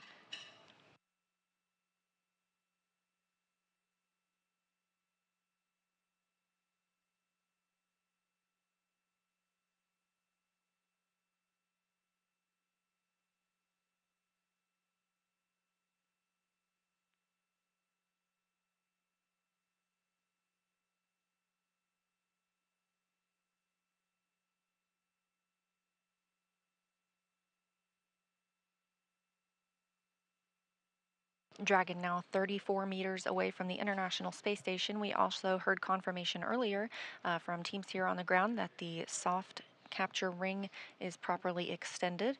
This will be the first step in the docking process. Dragon will make contact with the International Space Station, and that docking ring, or the soft capture ring, will retract, pulling it in until it's time for the 2 sets of 6 hooks, so 12 hooks in total, to make the hard capture to the International Space Station.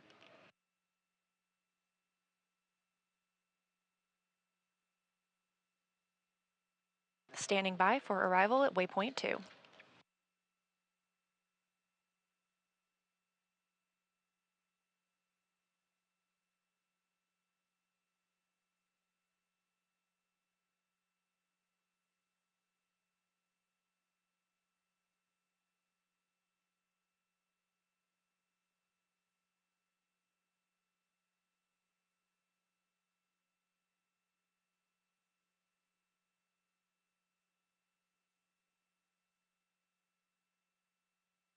Dragon Freedom and the AX-2 crew have arrived at waypoint 2, just 20 meters from the International Space Station.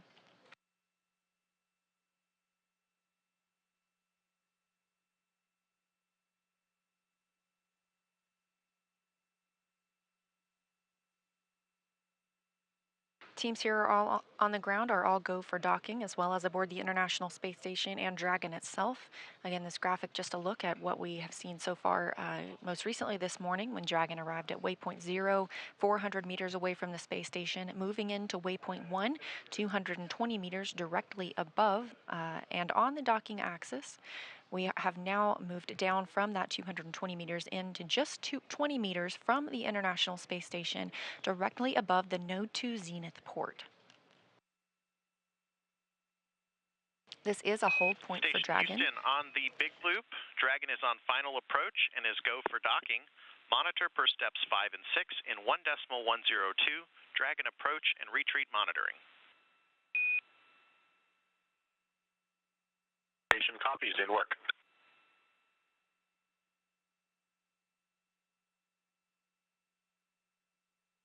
Again, we do not have video feed from the International Space Station or Dragon at this time, but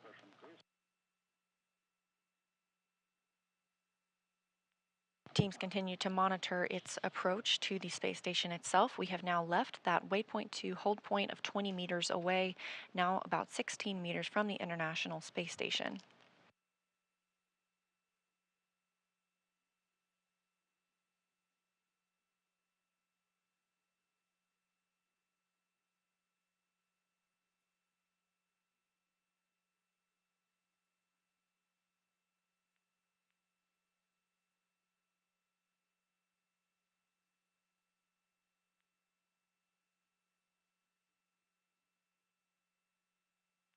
Dragon Freedom and the AX-2 crew now moving at 0.2 miles per hour.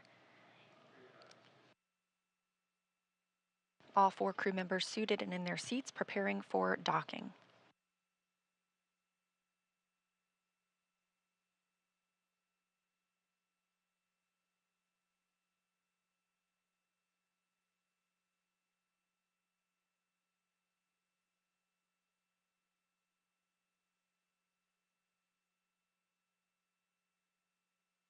Meters.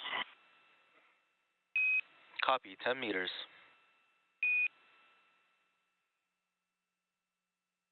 As you can hear, the Dragon crew are able to view the status of their docking on the crew display screens, reporting that they are now 10 meters and actually less than 10 meters away from the Node 2 Zenith or space-facing port on the International Space Station.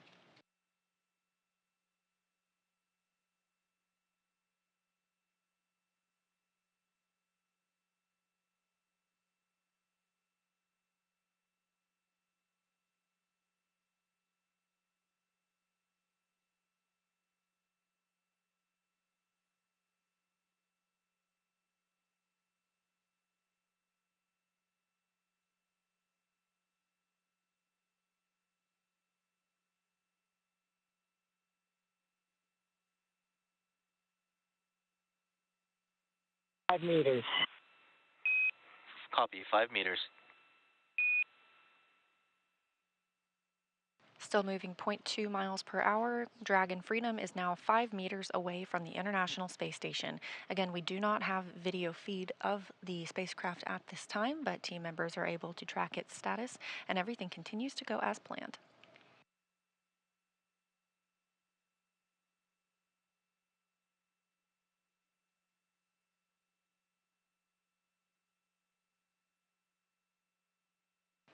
The crew is now 3 meters from the space station. Meters, chop.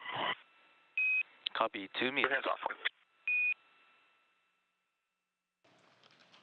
CHOP stands for the crew hands-off point, now 2 meters from the station, standing by for 1 docking. meter. Copy, 1 meter.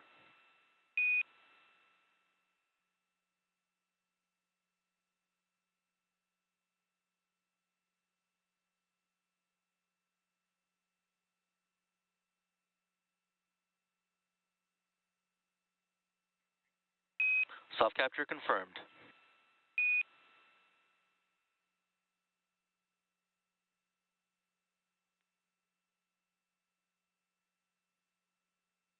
And we have confirmation that the Axiom 2 crew has docked to the International Space Station at retraction in 8:12 progress. a.m. Central Time.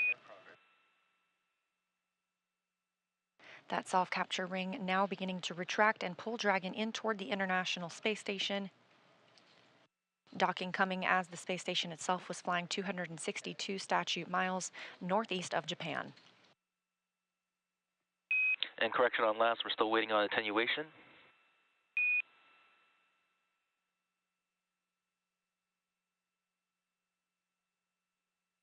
Continuing to get good reports here from teams on the ground. Again, aboard the International Space Station, NASA's Woody Hoberg and UAE's Sultan Al Nayati continued to monitor the crew as well.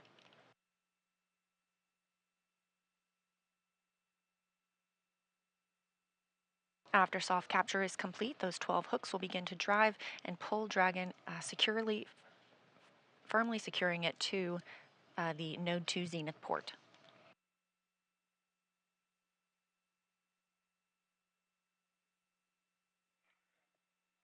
And Dragon, now we have ring retraction in progress.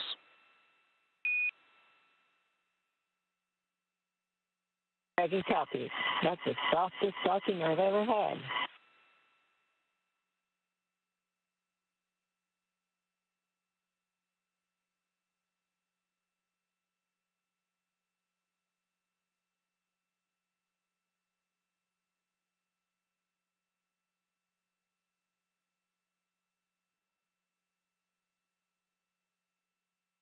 Good words from commander of the AX-2 mission, former NASA astronaut Peggy Whitson, now flying her third spacecraft after having flown the Space Shuttle, a Roscosmos-Soyuz, and now a SpaceX Dragon.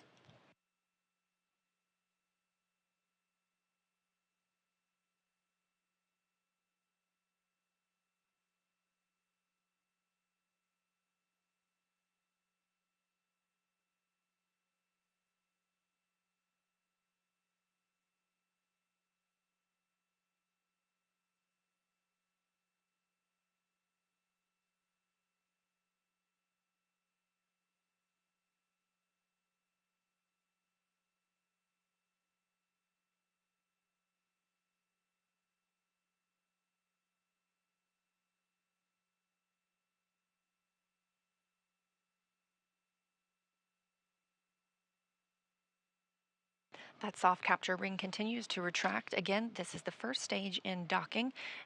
Shortly after ring retraction is complete, we will move into the hard docking portion. This is when those 12 hooks, 2 sets of 6, drive and firmly secure the spacecraft to the Node 2 Zenith port. Again, just a few weeks ago, the Node 2 Zenith port was occupied by another SpaceX Dragon. Dragon was relocated by the Crew 6 crew who arrived on that spacecraft from the forward port, or from the Zenith port where Dragon Freedom now is, to the forward port. Again, we expect the Axiom 2 crew to live and work aboard the International Space Station for about 8 days before beginning their return journey to Earth.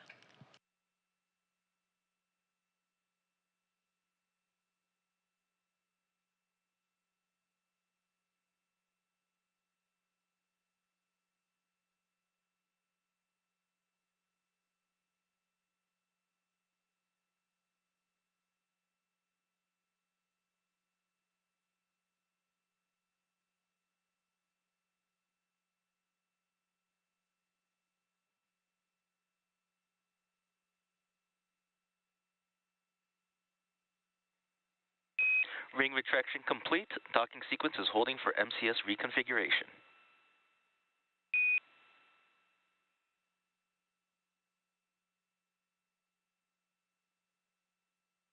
We have confirmation that the ring retraction is complete.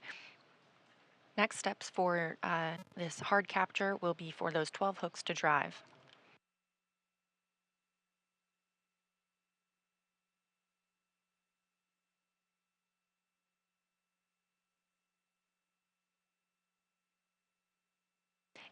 In addition to the ring retraction and these hooks driving, an umbilical will also be connected from Dragon to the International Space Station.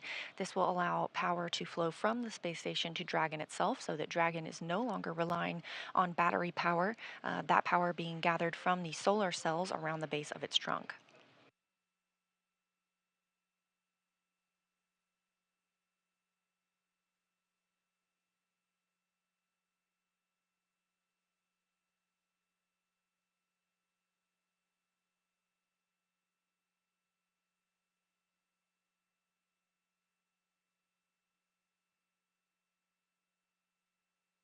Again, we are in a handover of our satellites for KU, which is what brings down our video. We do have audio communication with the crew through our S-band.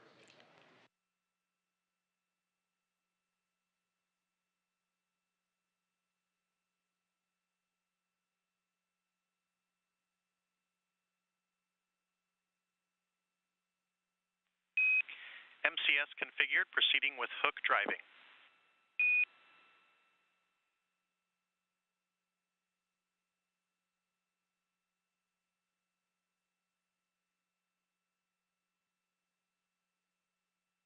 Teams reporting that we're properly configured for hard capture.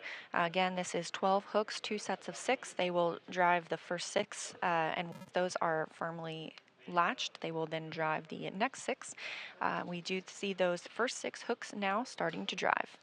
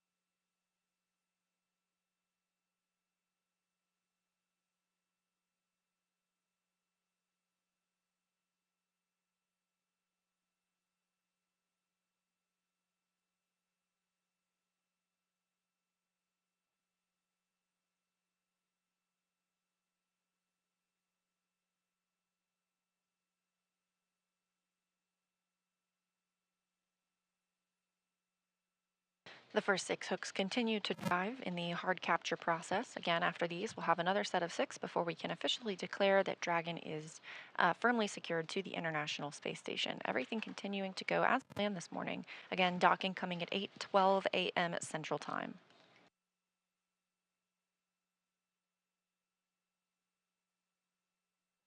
We have confirmation that the first set of 6 hooks have now closed and the second set are driving.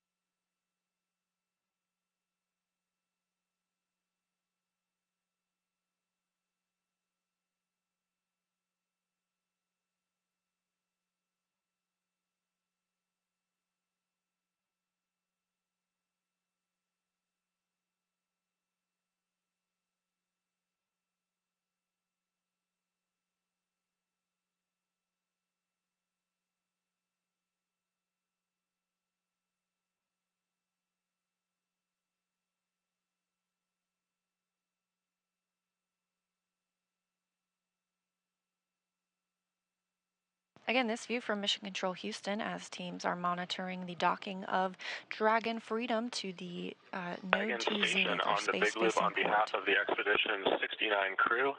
Peggy, welcome back. John, welcome to the International Space Station. And Ali and Rihanna, ahlan wa sahlan.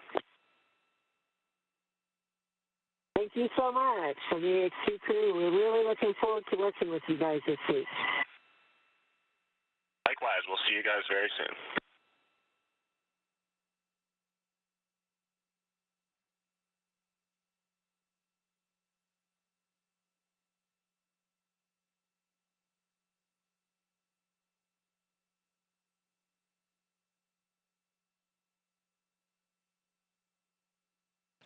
And we have confirmation the second set of hooks has closed from Dragon on the International Space Station, meaning hard capture is complete.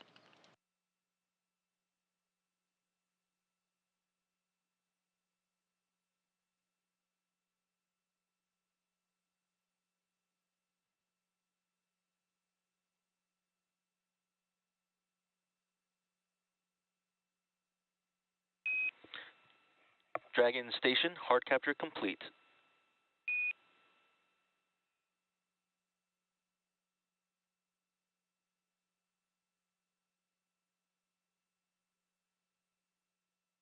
I can copy. And with that call,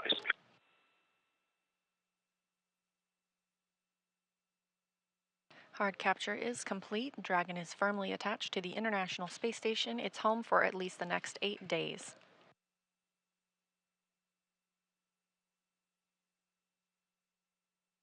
NASA astronaut Woody Hoberg on the space station side will now move into preparing the hatches for opening. Again, that takes about a 2-hour process. The vestibule needs to be pressurized, the area in between the space station and Dragon. Coming up, the AX2 crew will have the chance to doff or take off their spacesuits, maybe get into their flight suits before they float aboard, and we begin our welcome ceremony.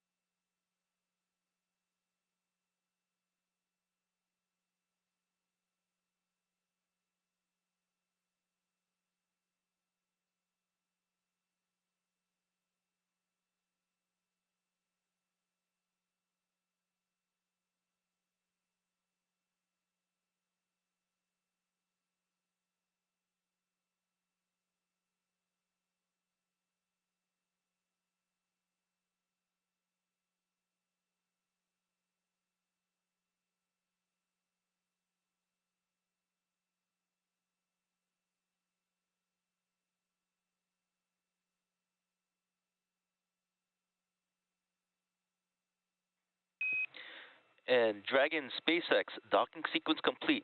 Crew Dragon Freedom, Peggy, John, Ali, Ray, congrats on this historic achievement. Welcome to the International Space Station. Thanks. We really appreciated flying with SpaceX. It was a lovely ride, and as I mentioned, it was the softest docking I've ever felt. Very well done. Thanks to everyone for getting us this far. Thanks, Peggy. We do aim for excellence, and on behalf of SpaceX, it's been a pleasure working with you. And just a little bit of trivia for you, this was the fastest launch to dock time for a Crew Dragon, beating our previous record from Crew 4 by just 9 minutes. Ground will be enabling hardline power and comm connections shortly, and you are good to doff suits per procedure 4.012. Ground will be taking cameras external. Copy 4012 in work.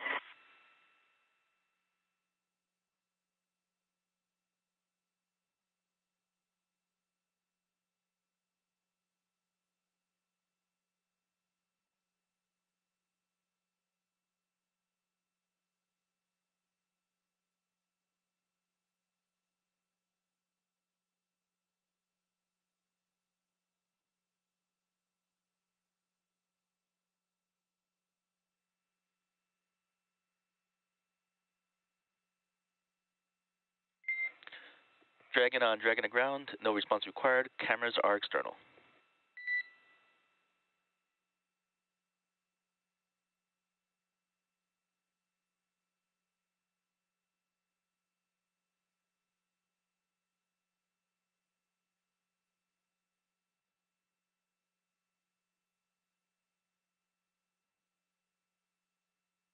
Now that all the hooks have driven and the soft capture ring has been stowed, docking is officially complete. The crew is go to doff their suits. That's why the teams on the ground have told them that the cameras are not live at this time inside the cabin. Again, we still do not have video from the International Space Station at this time. It looks like we'll regain shortly.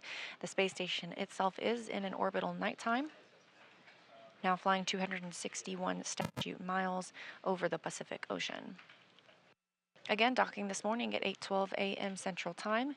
As noted by SpaceX, the fastest docking on record for a crew launch to the International Space Station on Dragon.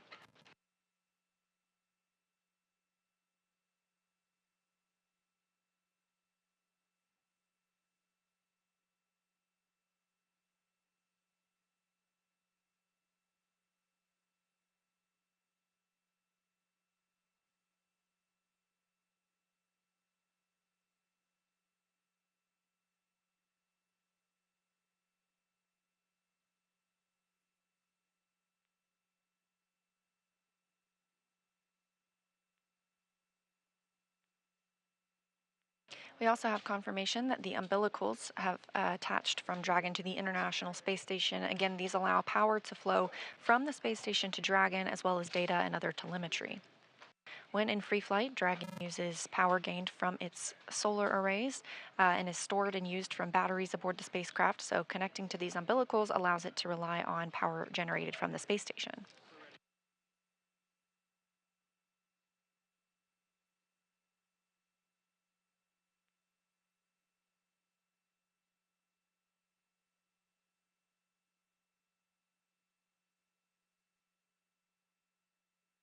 We'll stay live now that we have docked until our welcome ceremony, standing by for the start time for that ceremony.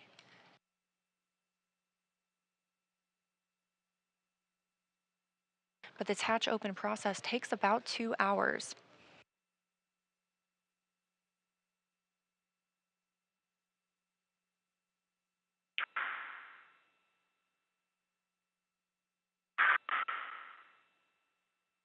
Amy.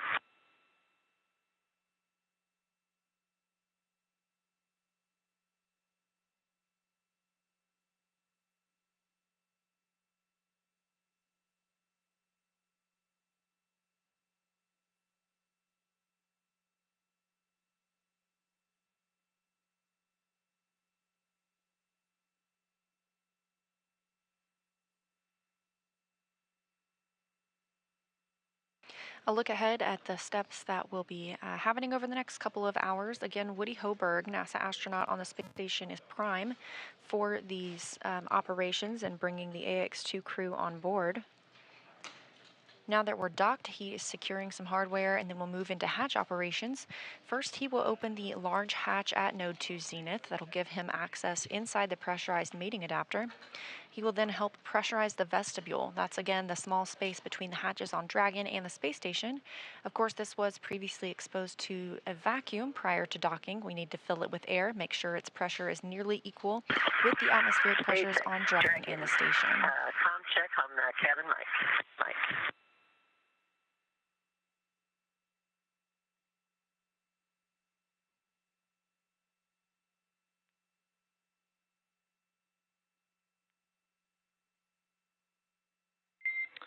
And Dragon SpaceX, I had you 5x5 on the cabin mic, but I am seeing that you have both ground and ISS set to PTT.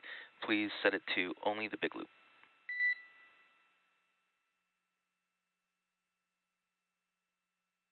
Okay, on the big loop, cabin mic set from Dragon. And I have you 5x5. How me? 5x5, thanks.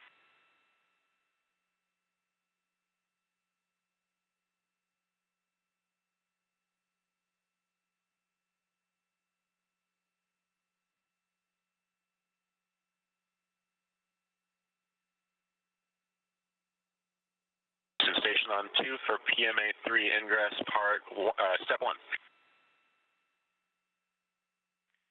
Houston is with you on 2.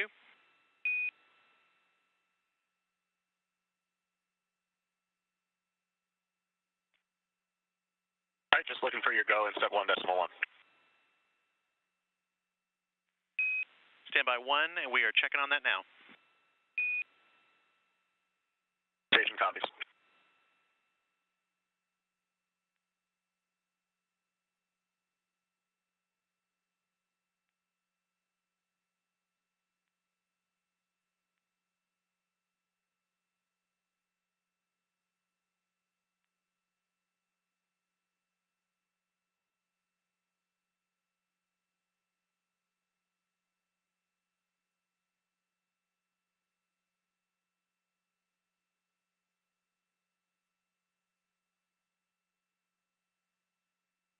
As you heard, teams on the ground communicating with the crew still aboard Dragon Freedom. Peggy Whitson took a chance to test out the cabin mic rather than the microphones they'd been using Station in their Houston on the suits now big that loop. they've You are doffed go those. for 1.1 of procedure 2.102.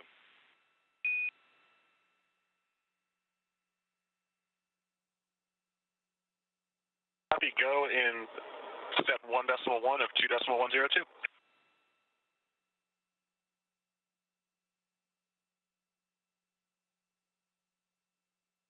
And that voice being NASA astronaut Woody Hoberg communicating with Justin Cartledge here on the ground, his Capcom, the capsule communicator. That's the person speaking with the astronauts aboard the International Space Station. Woody is now stepping through some procedures, including he will get access inside the pressurized mating adapter and then pressurize the vestibule. We want to make sure the pressure is almost equal with the pressures on board Dragon and the station. He'll use a small valve on the station's hatch to slowly introduce air into the vestibule. Flight controllers here in Houston will monitor the pressure and temperature readings inside and verify that everything is leak-free before we get ready to open the hatches. Again, it's about a 2-hour process to get everything pressurized and checked out before we open the hatches. And following that hatch open, we'll have a welcoming ceremony with all 4 AX2 astronauts, as well as our 7 crew members living aboard the station. So if it's not too early for you to do some math, yes, that is 11 people that'll be living aboard the International Space Station for at least the next week.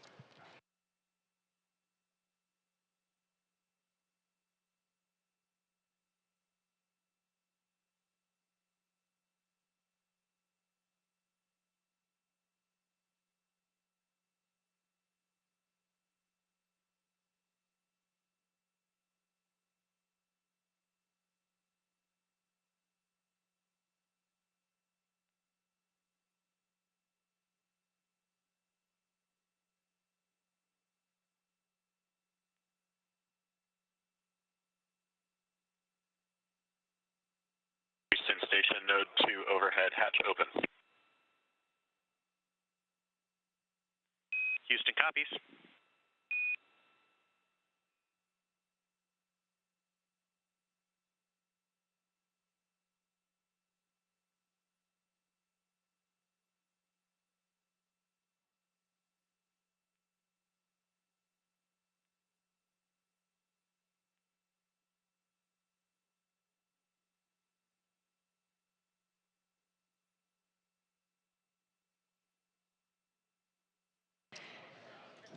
Again, we are live covering the arrival of the AX2 crew to the International Space Station. This is the second private astronaut mission that has visited the International Space Station following Axiom 1 flight last year. Our crew members aboard Dragon Freedom today include former NASA astronaut Peggy Whitson.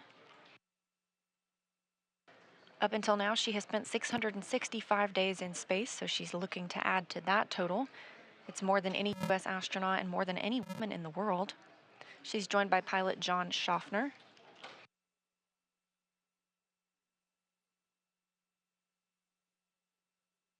And the 2 mission specialists representing the Saudi Space Commission are Ali Al-Karni and Rayana Barnawi. Houston Station station on 2. We're ready for step 2.2 on your go.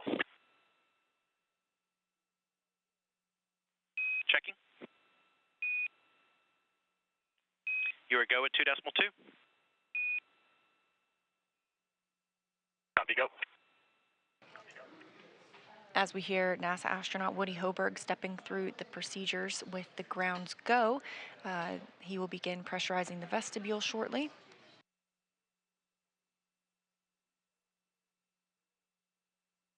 In the meantime, NASA astronaut Frank Rubio continues to conduct some hardware servicing on the space Dragon station. SpaceX on the big loop. If desired, reference procedure 4.400 for monitoring vestibule pressurization.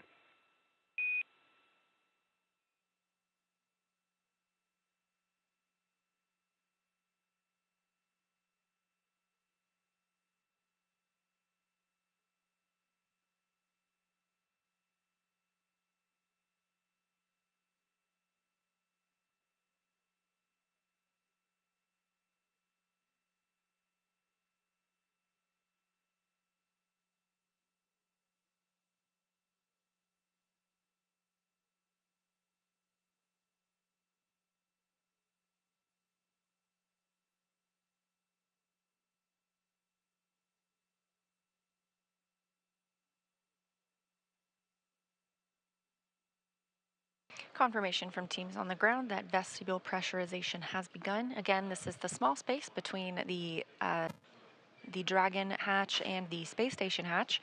We want to bring that up from vacuum to about 14.7 psi. That's about the same pressure as the International Space Station, approximately the same pressure we're used to here on Earth. Astronauts on the space station live in a mixed nitrogen-oxygen environment, again, very similar to what we have on Earth. And Dragon station on the big loop, no response required. ISS power connection established.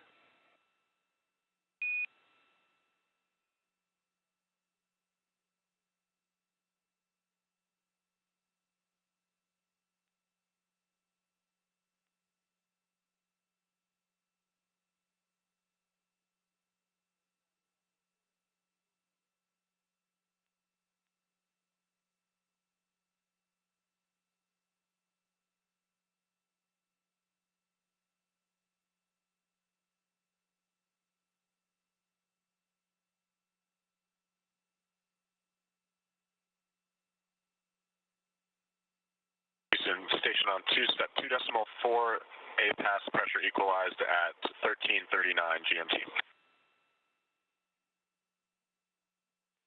Houston copies 13:39 GMT.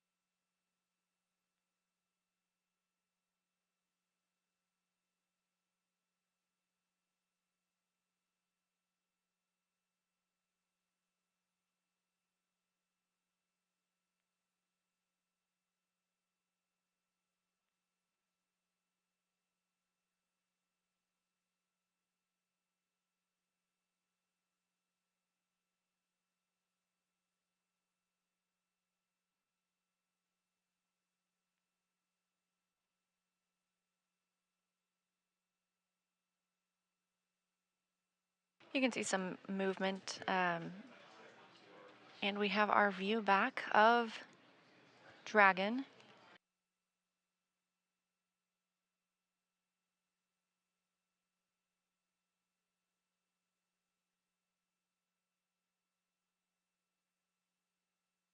As we see a sunrise in the background, this view of Dragon Freedom with the AX-2 crew aboard docked to the Node 2 Zenith port on the International Space Station. Again, that docking coming at 8:12 a.m. Central Time.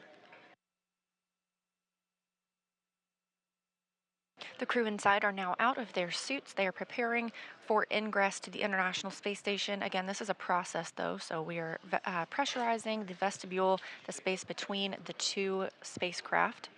And if you see some color changes, that's because the International Space Station and Dragon are now flying into an orbital sunrise.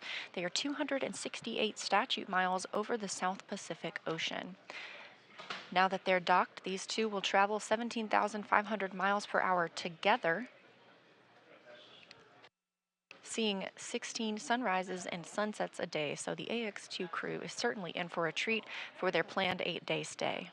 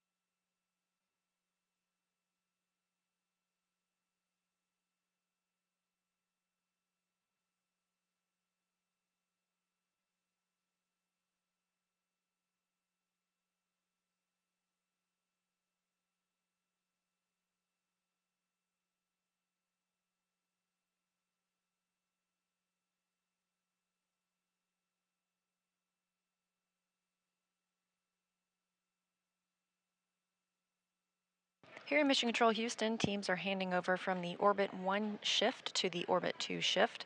We have had Marcos Flores as our flight director this morning. He will be handing over to Vincent Laporte.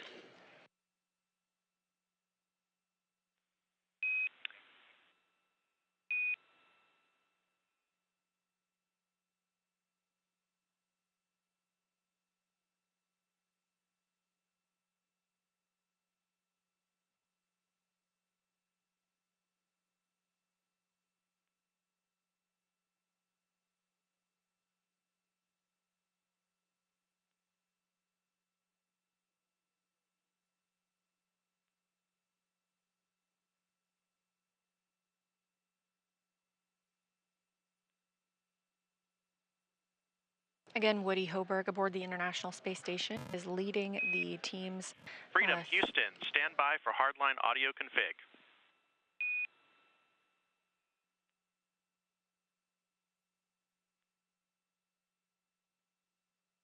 Freedom is standby.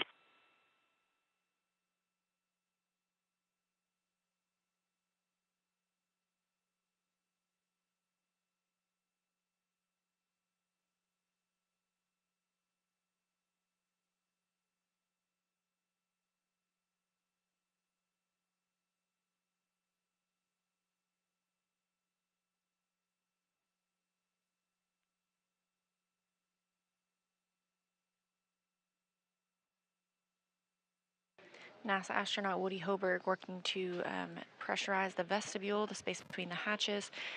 Again, this takes about 2 hours before the crew members float aboard the International Space Station. All 4 Axiom 2 crew members still in Dragon Freedom, as you see there, docked to the Node 2 Zenith port. Once they float aboard, they will conduct a welcome ceremony with all crew members before heading into a safety briefing. These private astronauts trained for many contingency scenarios down here on the ground, but the teams aboard the International Space Station will help show them different locations and procedures now that they are on orbit.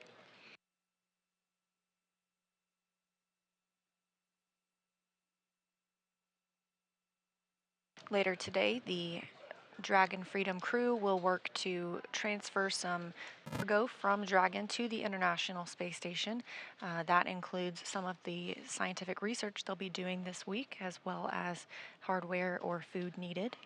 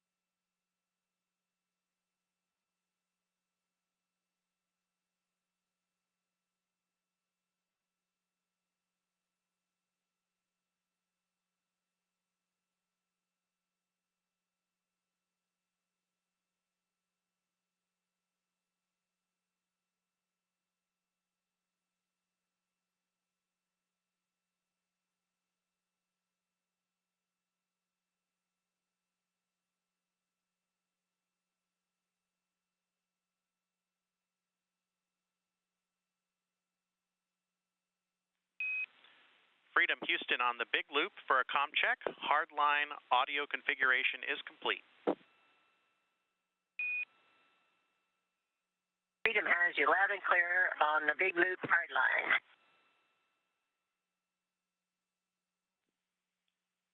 Good news.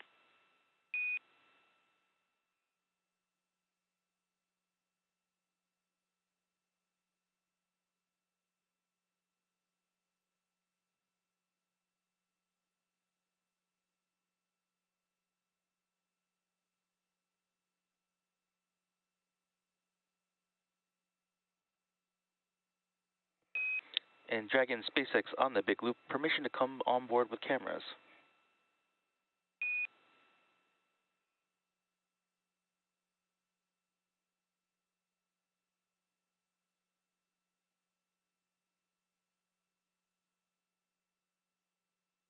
to come on board now, but we'll probably have to ask you to go away again in a little bit.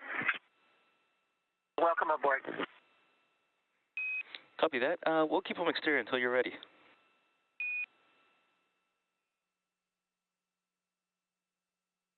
Okay, thank you.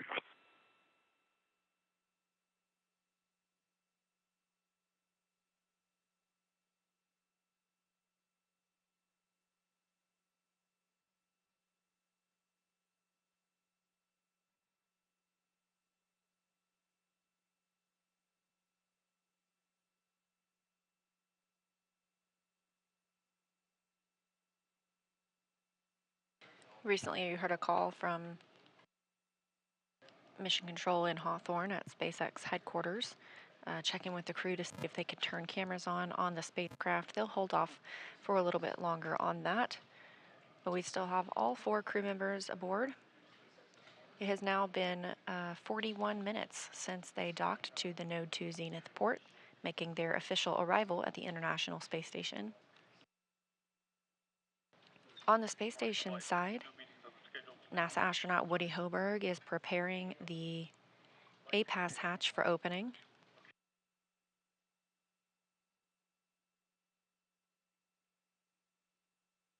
And SpaceX Dragon on the big loop, just to let you know, we've got all four suits drying. The shortest timer is at passing 7 minutes right now.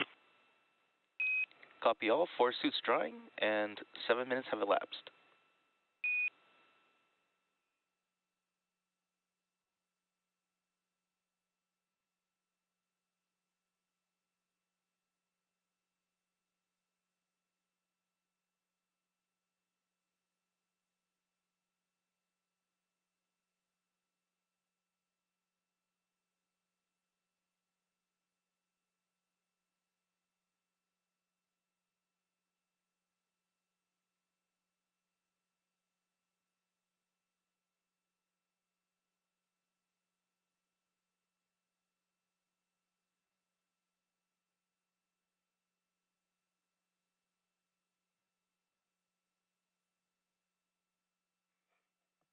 And Dragon with suits drying, I can give you a go for sections 1 through 3 of 4.400.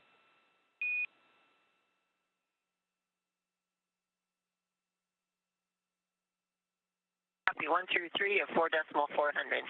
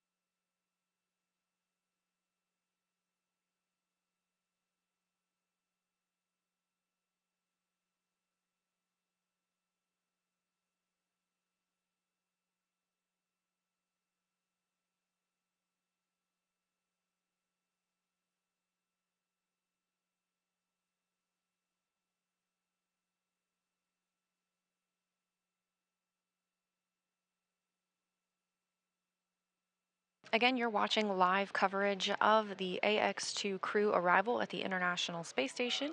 The crew docked Dragon Freedom to the Node 2 Zenith-facing port this morning at 8:12 a.m. Central Time. Dragon, And that this view is Ray for food inventory and water inventory. Copy that, Ray. Ready to copy for inventory.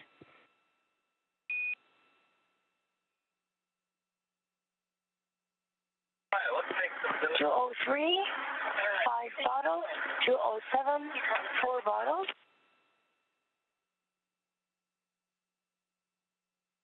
For food, 305, 1 meal and a snack. 313, 1 meal and a snack. 307, 1 meal and a snack. 315, 1 meal and a snack. copy that, and to read back, we have 5 bottles from 203, 4 bottles from 207, 1 meal and 1 snack from locations 305, 313, 307, and 315. Good copy. Thank you. Thank you.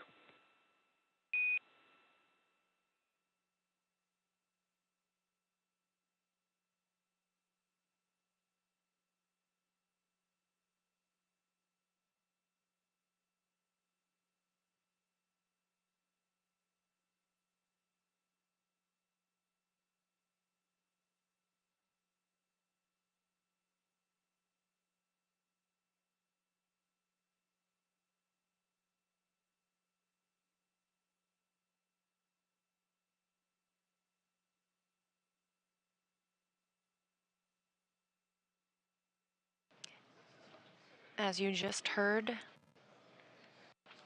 Saudi Space Commission astronaut Rayana Barnawi reporting out the inventory aboard Crew Dragon.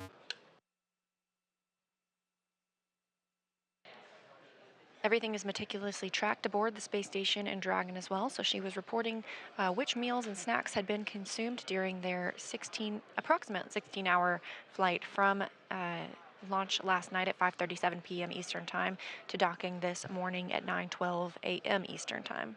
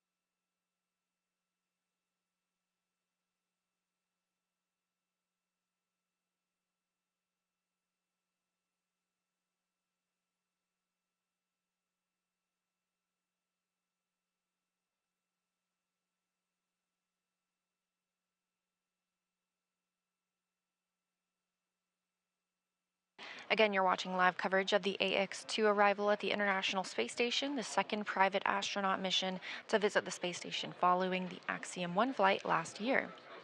Currently aboard Dragon Freedom, which you see on your screen, attached to the station's Node 2 Zenith port, are Commander Peggy Whitson, pilot John Schaffner, and mission specialists Ali Alkarni and Rihanna Barnawi.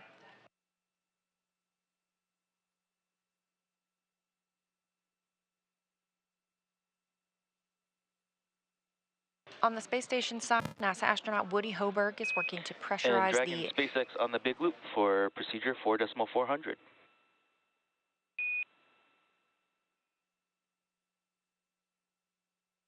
Go for 4.400. Hey, so we're getting close to finishing the leak check, but you have a go to perform Section 5 for the docked waste system configuration.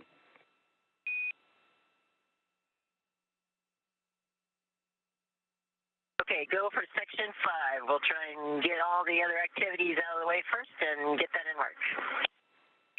Copy all.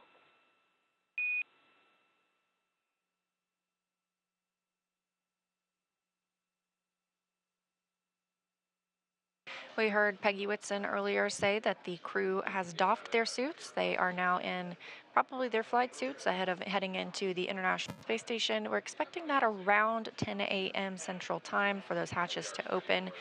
They are drying their suits currently, just keeping them in good shape ahead of a trip home. They're planning on about an 8-day stay aboard the International Space Station. However, several things can affect that departure date, mainly the weather at the landing location. SpaceX has a number of select landing locations off the coast of Florida.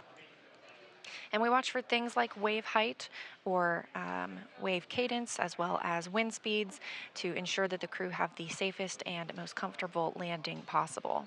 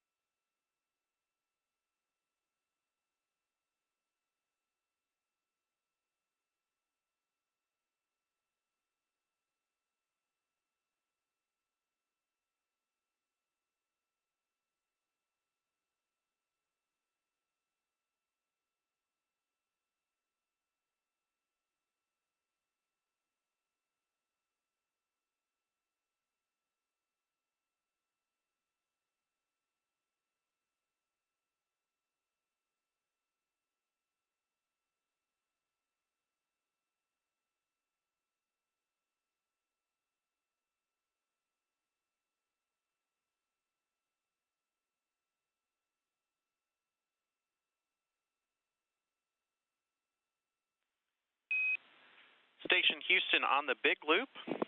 We have a good leak check. ISS is go to complete vestibule equalization and open the APAS hatch at step 3.1 of procedure 2.102. All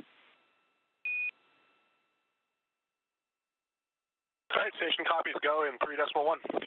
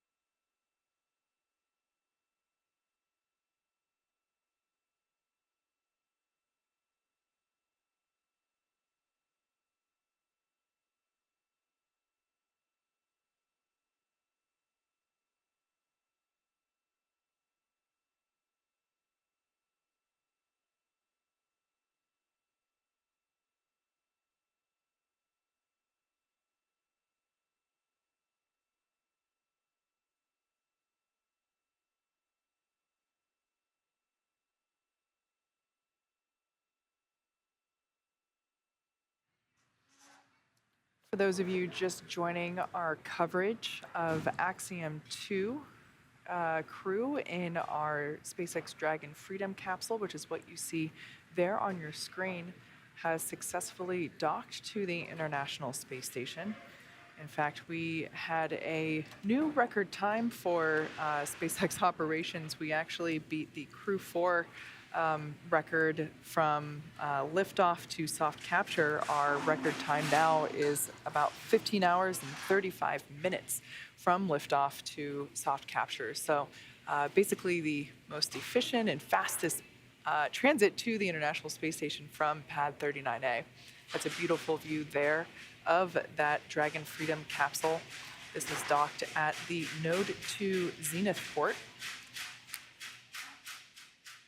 The Crew 6 capsule, until about a couple weeks ago, was docked to this same port, and we did a port relocation maneuver with the Crew 6 crew to move it down to the Node 2 forward port. By doing so, we were able to clear this Zenith port for the AX2 mission, as well as the upcoming CRS-28 cargo resupply mission. Although it might look stagnant if you look at it quickly, we can see planet Earth rotating slowly behind, or rather under, the Dragon capsule and the International Space Station. There at the bottom of the screen, you can kind of make out the Canadarm, which is the robotic arm that the crew on board station will utilize in order to remove cargo from the unpressurized section of Dragon located in the trunk, which is essentially the top half, in this orientation, the top half of the Dragon capsule. Of course, when we are sitting at the launch pad or other conventional views of Dragon, it's the bottom half of Dragon. But really, it's that half black, half white cylindrical portion of Dragon that we see there. This view is also great because you get a really clear view of the nose cone and all of the hardware that the nose cone protects during the launch phase.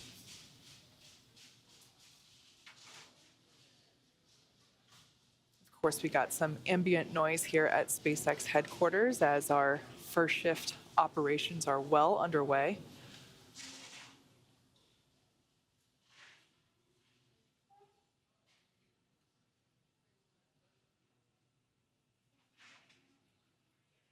During the ascent phase, that nose cone will be closed, and that protects the forward hatch, as well as the forward bulkhead Draco thrusters.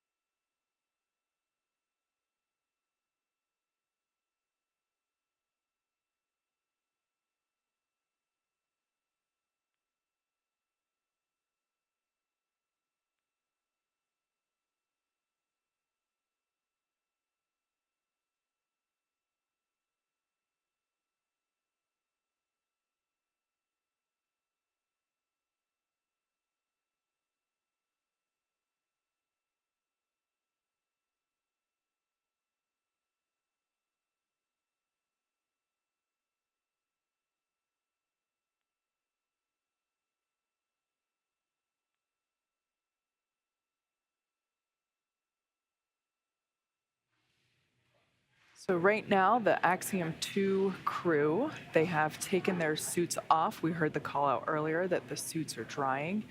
And as you can see, the Dragon capsule is docked, and they have completed pressurization of the APAS hatch.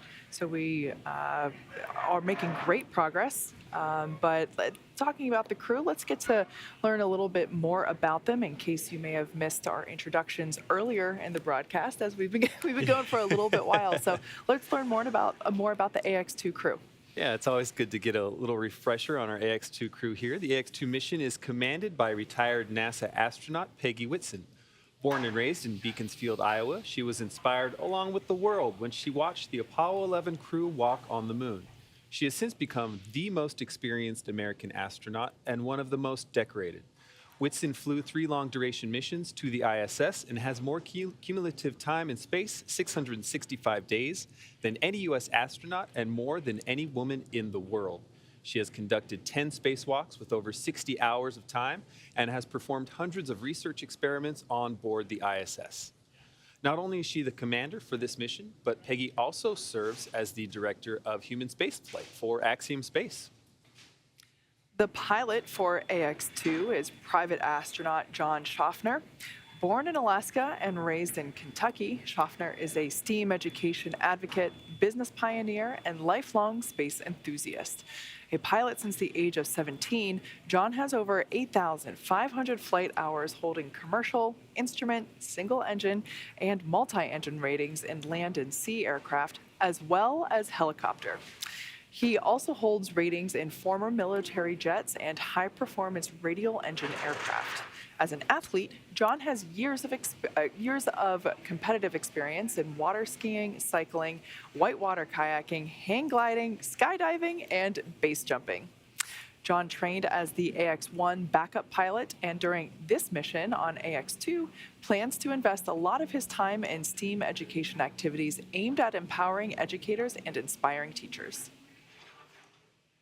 And representing the Saudi Space Commission and serving as a mission specialist, Ali Al-Qarni was born in March 1992 in Sabt al-Alaya, Saudi Arabia. Ali is fluent in English as well as his native Arabic, and as an Air Force captain, has 12 years of experience flying on multiple aircraft, primarily on the F-15SA in service to the Royal Saudi Air Force. Ali graduated with a Bachelor of Aerospace Science degree in 2013 from King Faisal Air Academy in Riyadh, Saudi Arabia.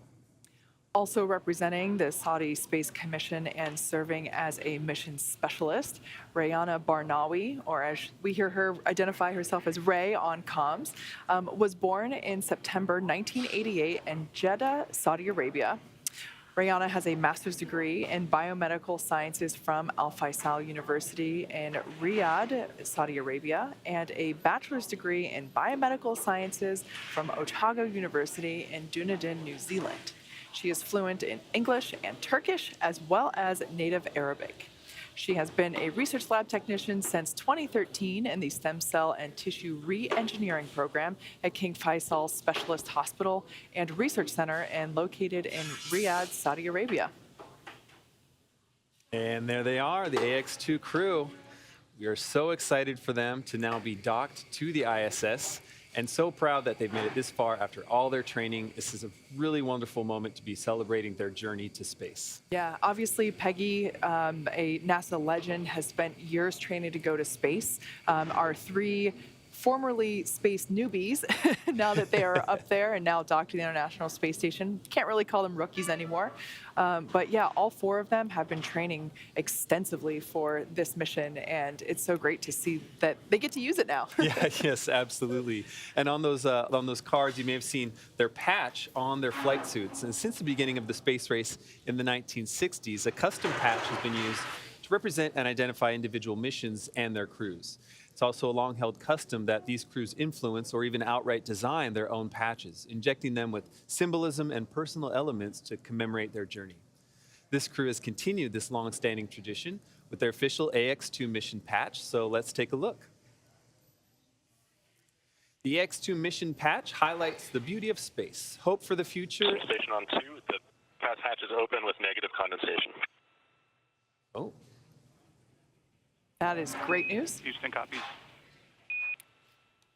Sounds like a hatch open update.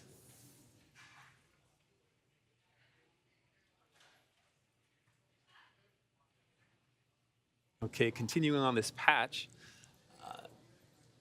This patch highlights the beauty of space, hope for the future, and the important role of the ISS to unite the best aspects of humanity. Shown prominently are the mission name, AX2, the family names of the crew members, and the flags of the United States and the Kingdom of Saudi Arabia, the two nations represented on board today's flight.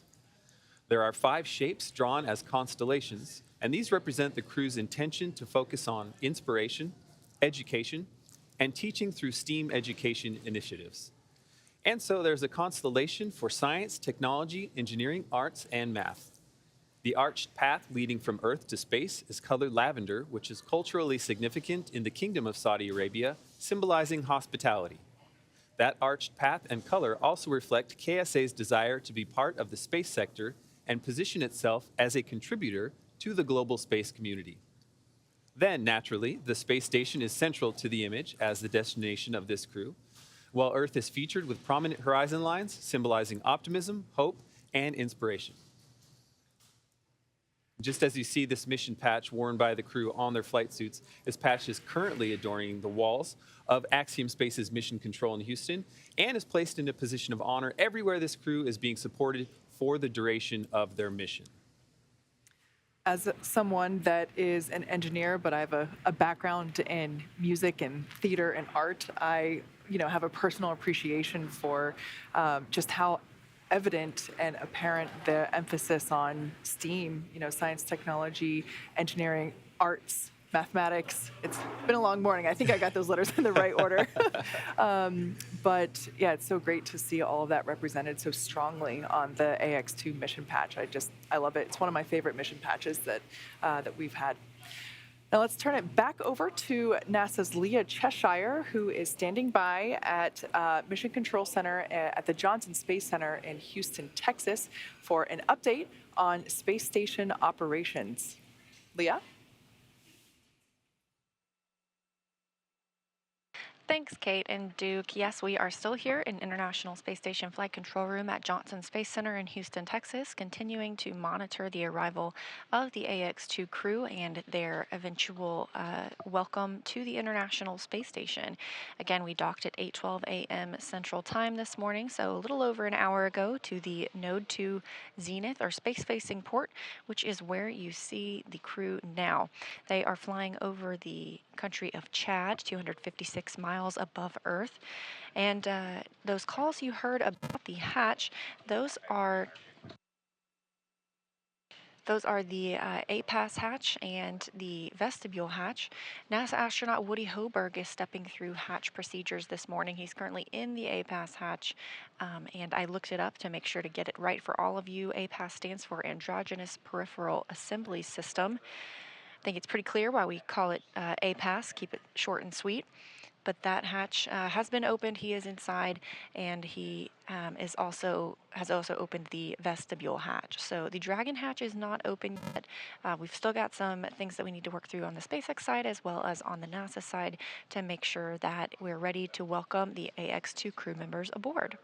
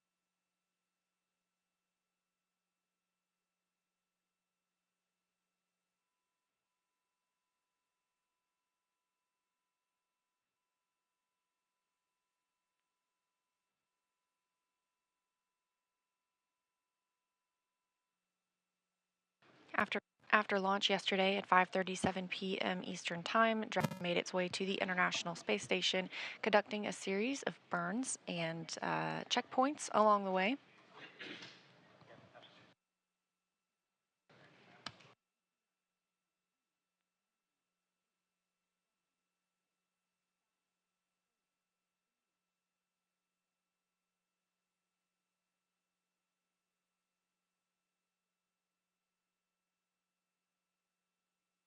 This view inside the International Space Station, you're getting a look at NASA astronaut Woody Hoburg. This is his first flight to the space station. He arrived as a member of Crew 6 earlier this year.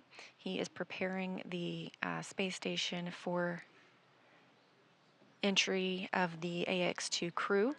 As you can see, he's working on some venting. That tube will go from the space station into Dragon and kind of help equalize the and balance out the air and the mix of the air that's in the space station to what's currently in Dragon.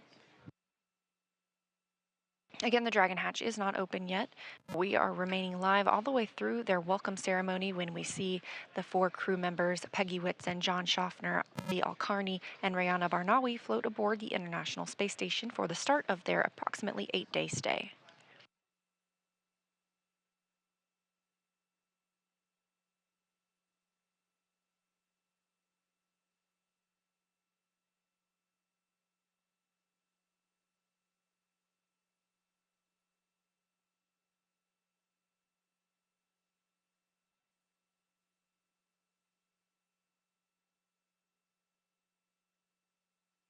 While aboard the space station, the AX2 crew members are going to conduct a plethora of scientific research, as well as conduct STEAM outreach with students and other educational organizations here on Earth.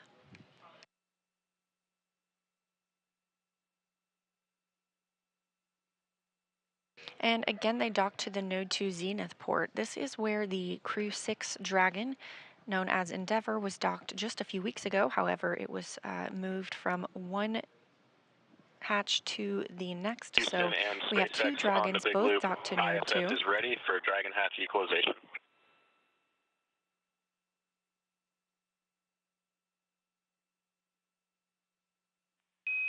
Houston copies on the Big Loop. Stand by for equalization. Expect to take 3 minutes. Additionally, ground is a little bit behind on configurations, so expect a slight delay for hatch opening. Station copies. Dragon copies.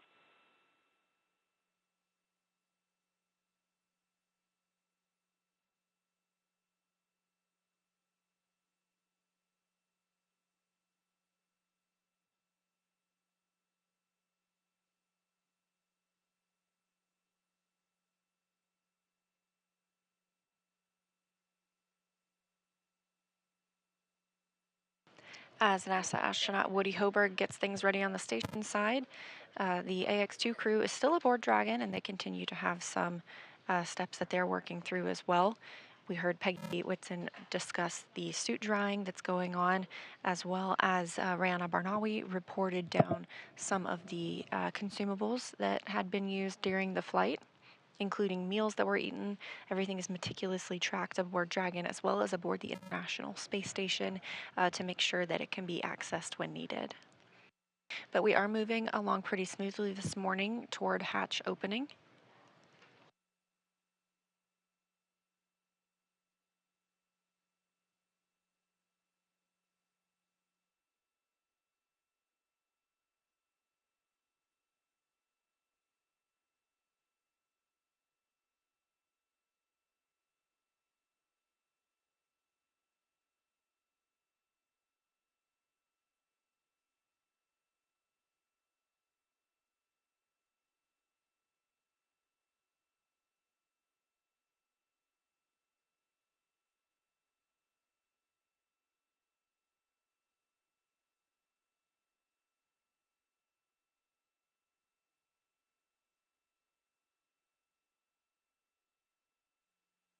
The International Space Station uses GMT as their time zone, so it's about 2:30, 2:28 p.m. Pacific, or sorry, 2B Pacific aboard the International Space Station right now. So Crew members are in the middle of their workday, most of them taking... Section 5 is complete for the waste configuration. And copy that, Peggy. Section 5 complete. Any deltas to inventory?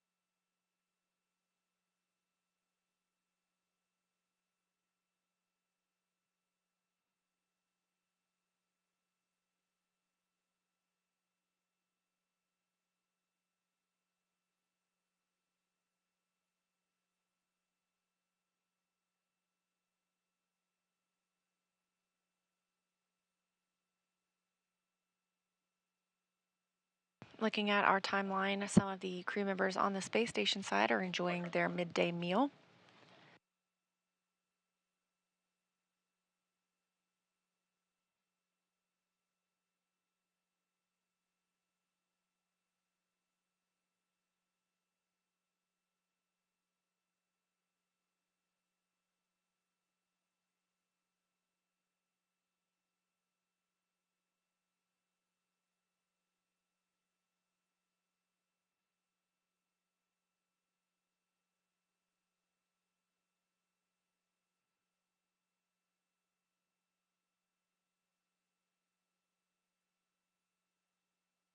Of course, after floating aboard, we'll see the AX-2 crew move into their welcome ceremony, where they get to spend a little time with the other 7 crew members on the International Space Station and discuss their initial reactions to being on orbit and visiting the orbiting laboratory.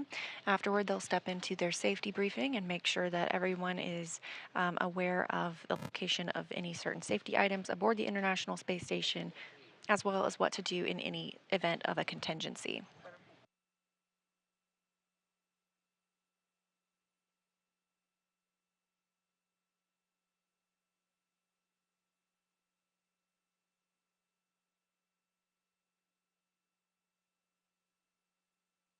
After the safety briefing, the the Dragon Freedom astronauts, the AX-2 crew, will begin moving some of the cargo from Dragon into the International Space Station side.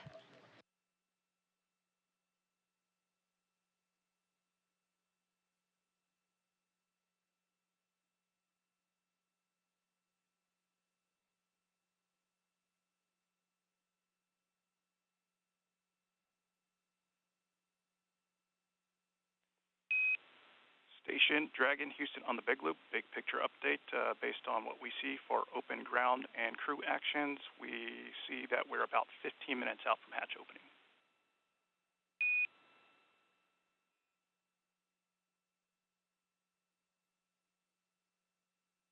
Dragon copies 15 minutes out.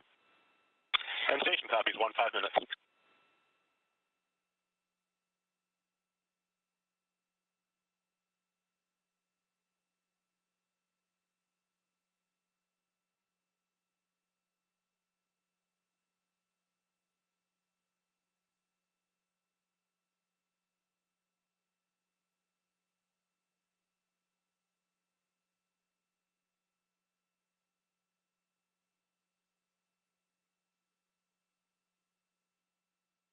Teams on the ground and teams on the space station continuing to step through their procedures, working toward hatch opening in approximately 15 minutes.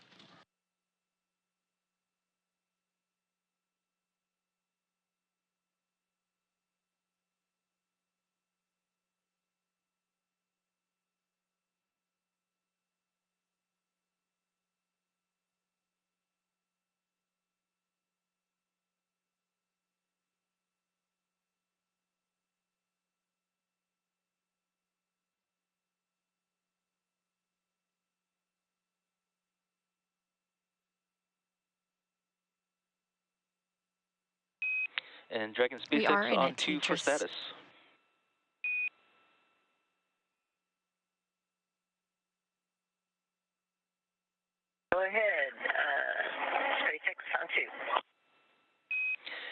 just wondering, do we have a change to inventory due to the waste system flush?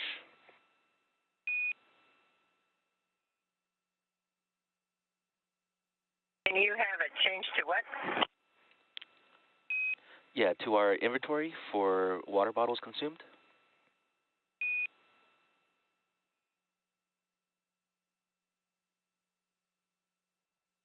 No, we actually planned for the change in inventory, but since then, I pulled out one more bottle out of the same bag and 9 that still had bottles left.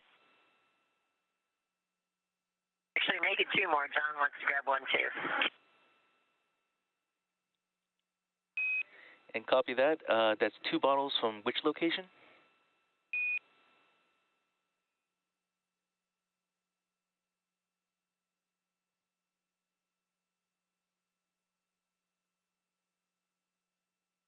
Section 9, bag 204. Copy that. 2 bottles from 204. And just checking in, are we able to come back on board with cameras?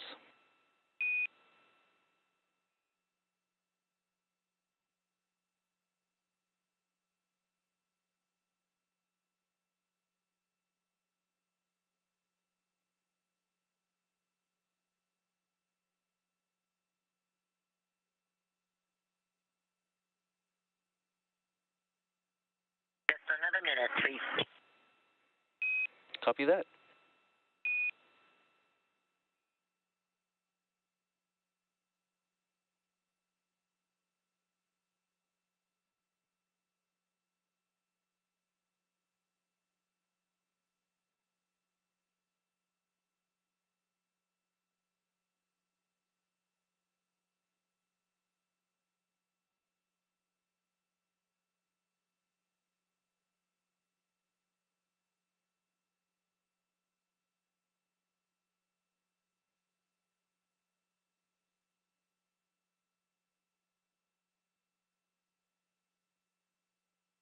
We're about 10 minutes away from Dragon hatch opening.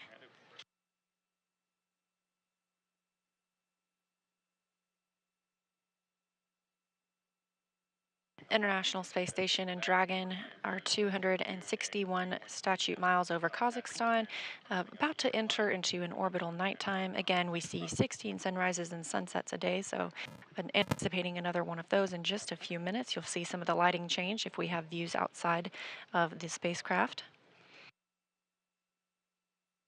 But again, we are tracking about 9:45 a.m. Central Time for Dragon hatch opening. We'll see the AX2 crew members float into the capsule and then begin the welcome ceremony.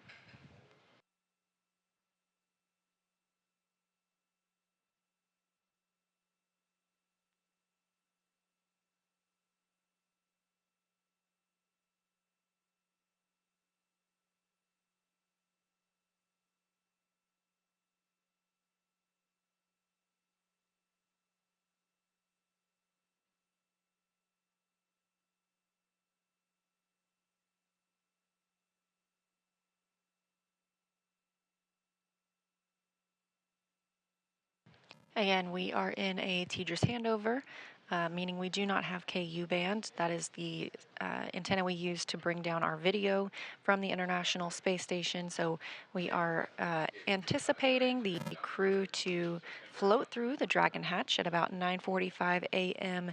Central Time. We anticipate having good video at that time, so we'll get to welcome those 4 crew members aboard and see their smiling faces now that they've arrived at the space station.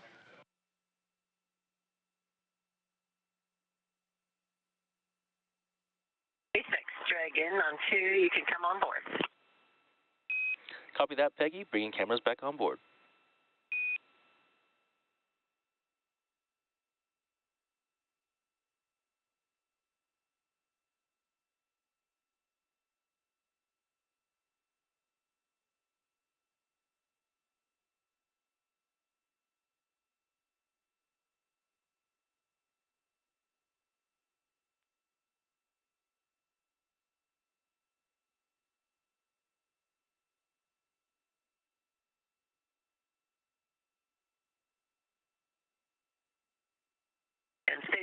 Dragon, the first two suits are dry, but we're just going to hold on packing them until after the event, if that sounds right to you.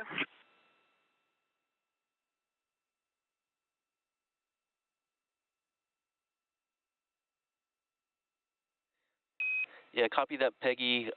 We'd recommend opening the hatch first and then possibly completing the task for stowing the suits before ingressing into ISS.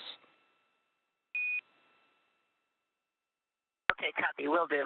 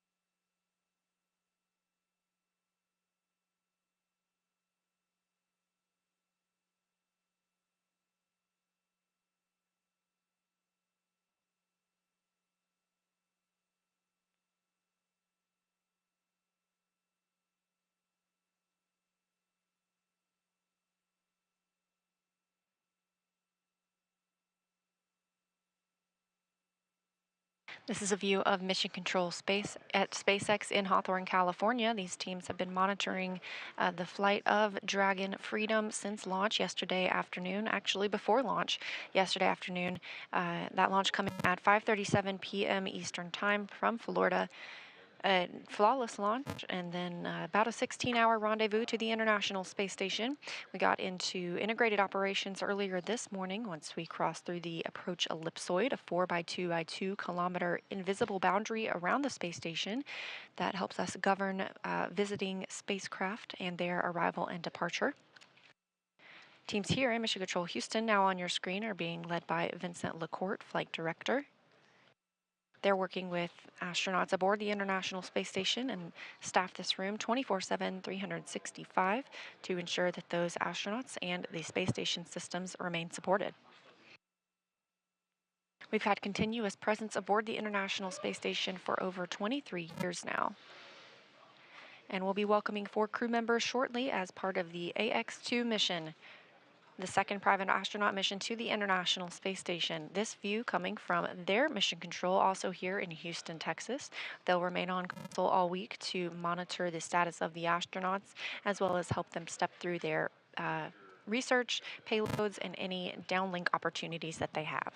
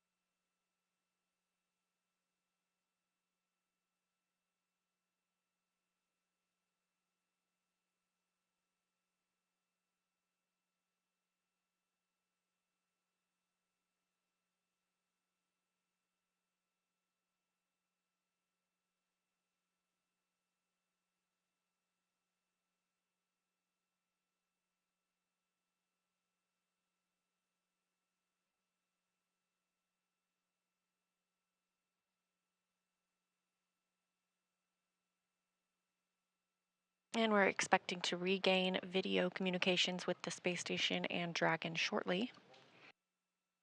Just a few moments from now, we'll see the AX2 crew float through the hatch and bring our total of crew members living on the space station to 11.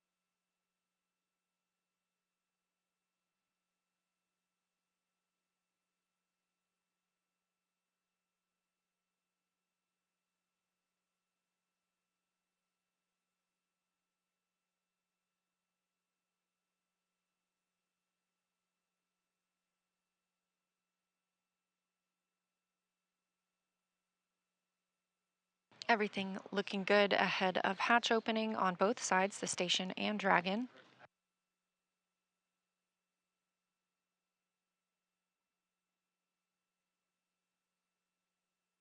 We're just standing by to regain video communications before we go for that hatch open so we can ensure we'll see the smiling faces of our 4 new crew members joining the Expedition 69 crew on the International Space Station. Again, we expect them to stay for about a week before returning on Dragon Freedom back to Earth.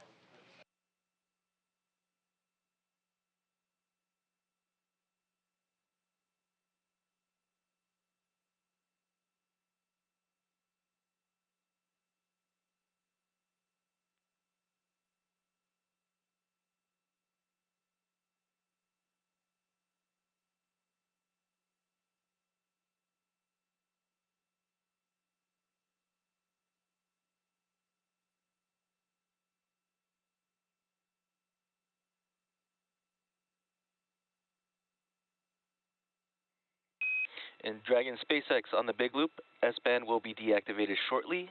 Dragon to ground will no longer be available for comms. Please verify PTT destinations are set to ISS. Wilco.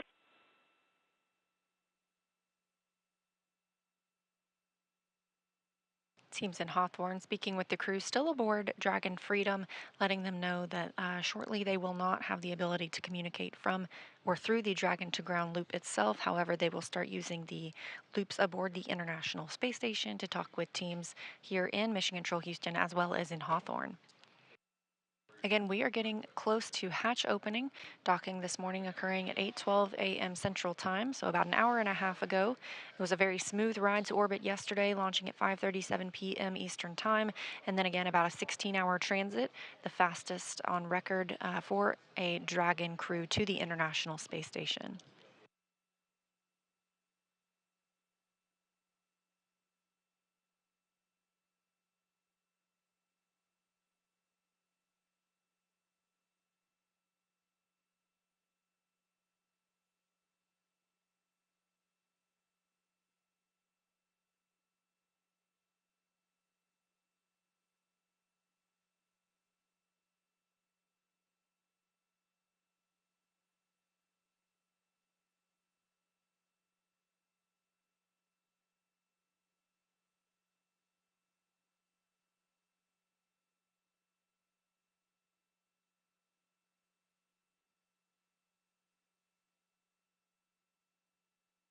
Take a look inside Dragon Freedom as the crew members of Axiom 2.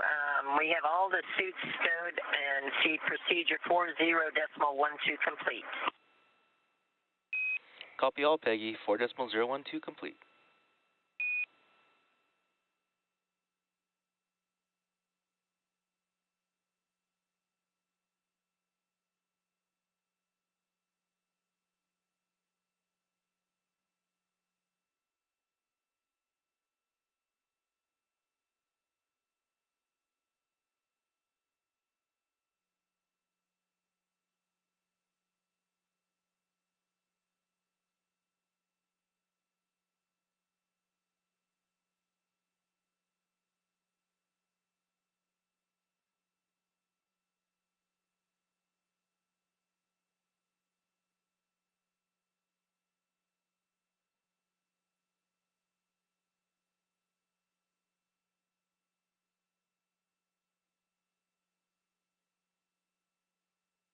Again, this view of the crew inside Dragon Freedom, our 4 astronauts who have arrived as part of Axiom Mission 2, the second private mission to the International Space Station.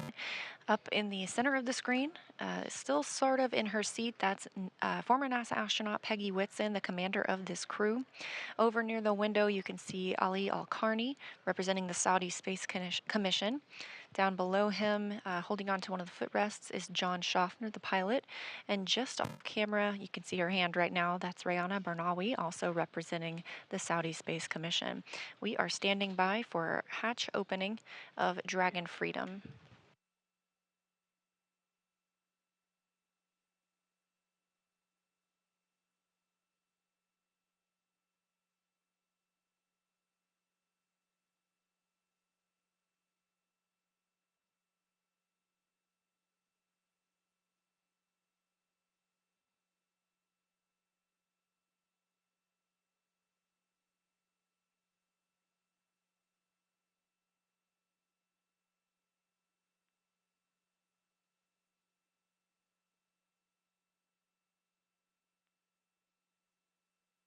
No.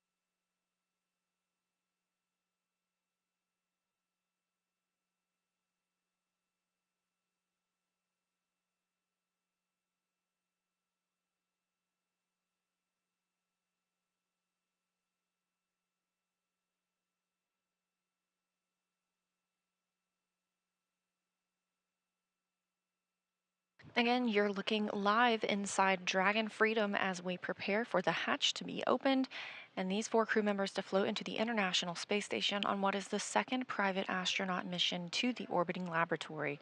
They will remain at the space station for about 8 days before undocking and returning to Earth. While they're on board, we will have a total of 11 people living and working aboard the space station.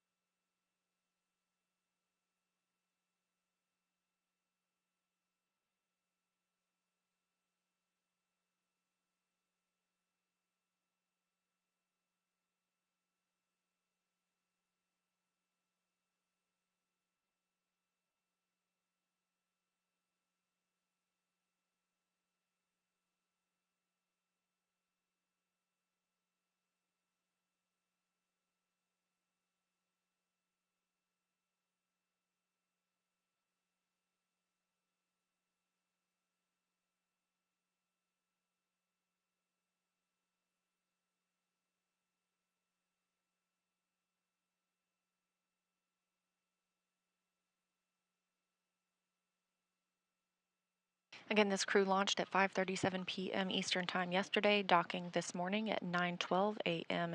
Eastern Time.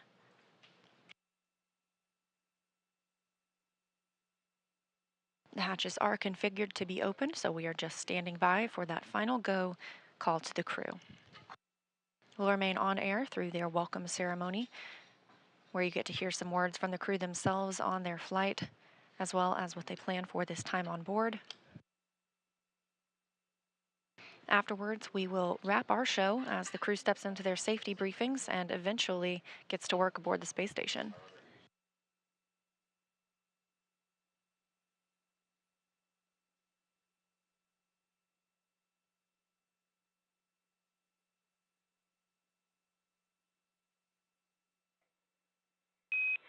Dragon SpaceX on 2 for hatch open.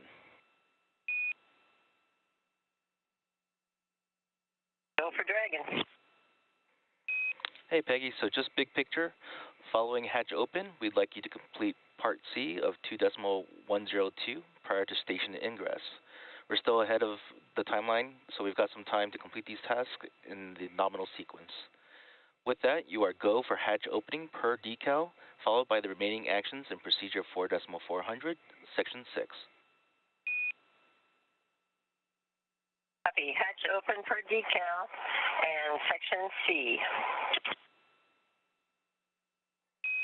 That's affirmative, Peggy, and section 6 of 4.400 as well.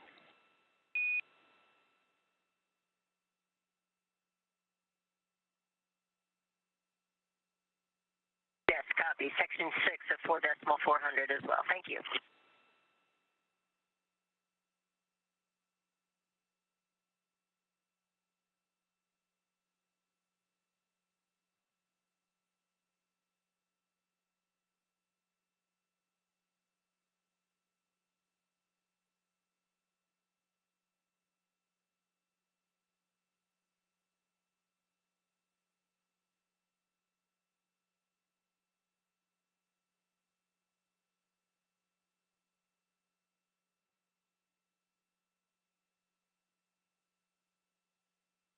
And we've got a view here in Dragon Freedom as Ali Alkarni works to open the Dragon side of the hatch.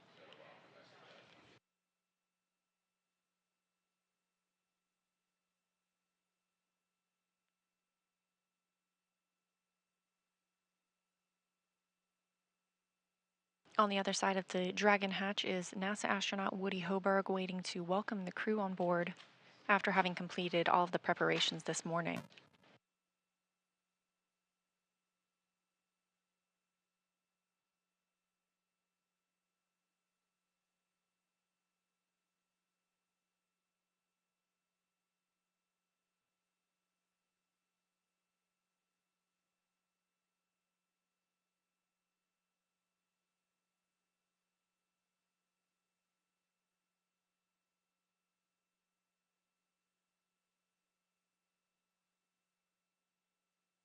Houston and SpaceX, Dragon hatch is open. Houston copies. SpaceX copies. At 10 a.m. Central Time, the Dragon hatch is open, preparing to see our crew members float through and join the International Space Station.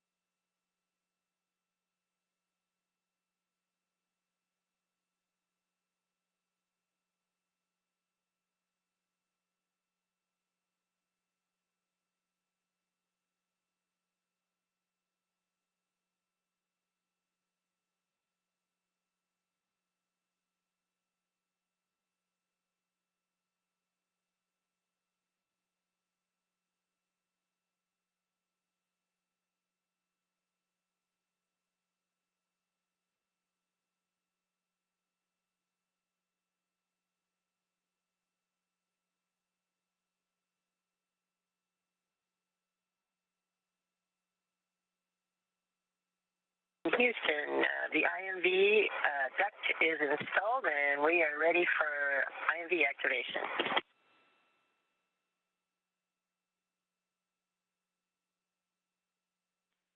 Houston copies.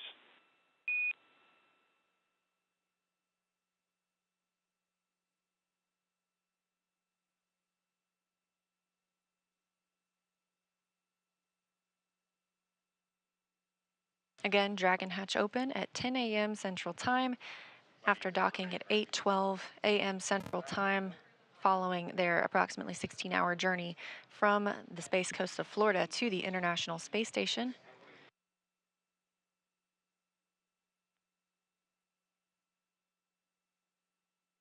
And Houston station in the Dragon, we're at step 6.3, ready for the procedures for the LIO.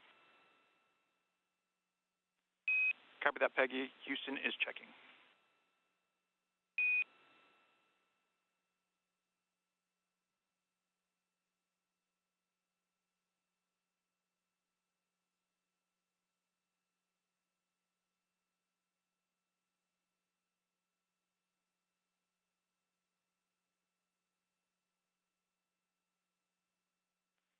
Dragon Houston, on the big loop, you have a go for step 6.3 and procedure 2.102.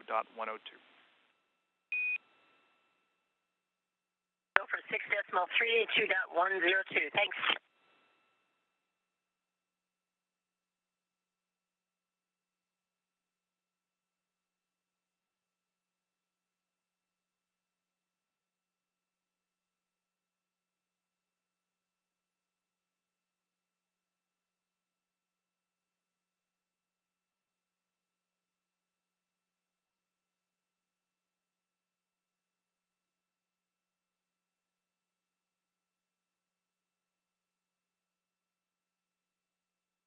Again, we are preparing for the AX2 crew to float through the Dragon hatch and join the space station crew.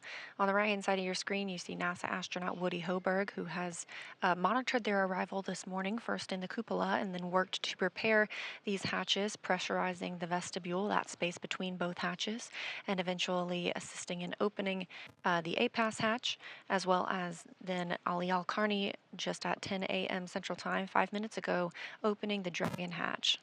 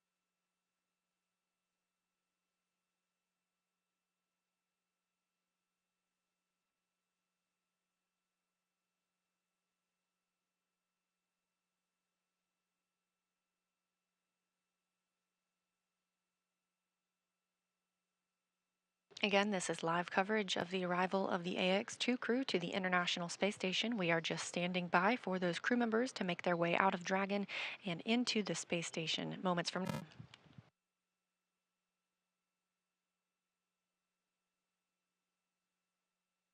UAE astronaut Sultan Al Nayati just floating out of screen on the right-hand side there. He has been working alongside Woody Hoberg this morning to prepare the hatches for the crew to float through, as well as monitoring their arrival.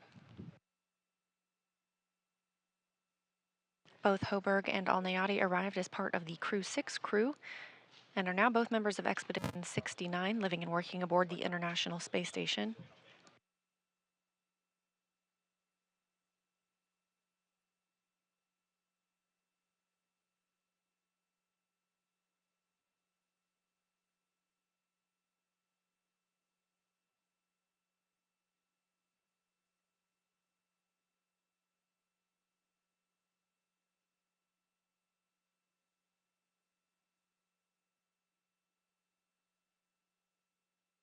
Teams are also preparing the intermodule ventilation. That was the tube that we saw earlier that Woody Hoberg was working with. They will route that from the station side into the Dragon side to help equalize the atmospheres between both Dragon and station.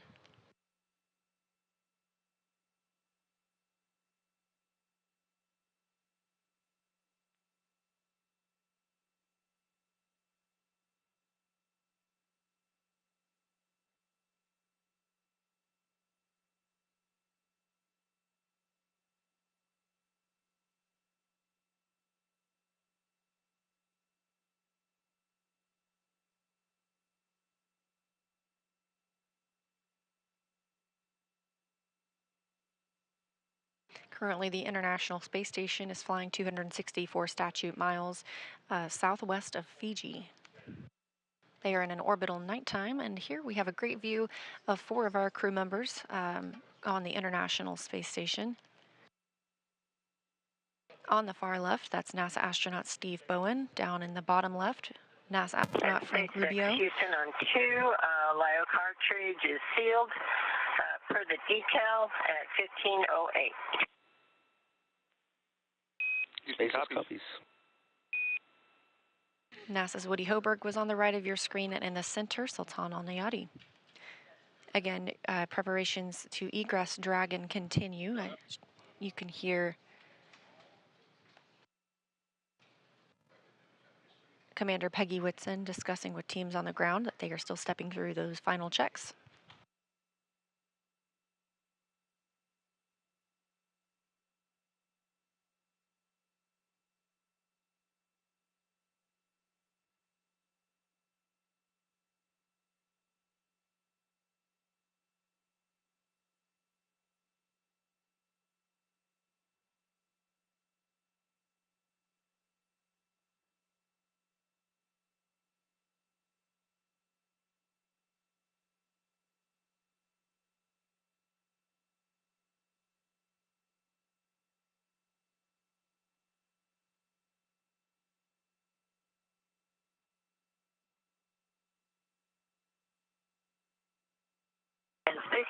Dragon for procedure. Do you want us to continue on step 7?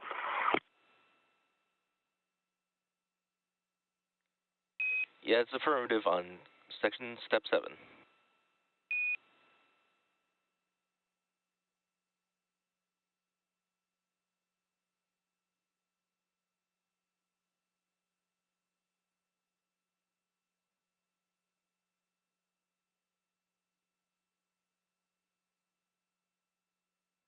Again, hatches between both Dragon and the International Space Station are open. Teams in Dragon, or the astronauts in Dragon, just continuing their final checkouts before moving into the space station side, where they will conduct their welcome ceremony. Dragon on 2, all the valves are closed, including the PPRV ISO. And SpaceX copies. Thanks.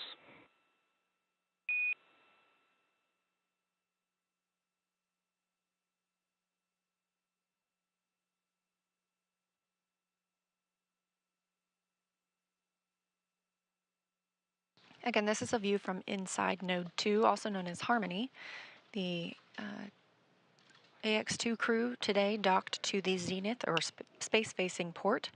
There is another Dragon spacecraft docked to the forward-facing port. Houston That and is SpaceX Dragon configuration is complete at step 8.9 of 2102. Houston copies. And SpaceX copies.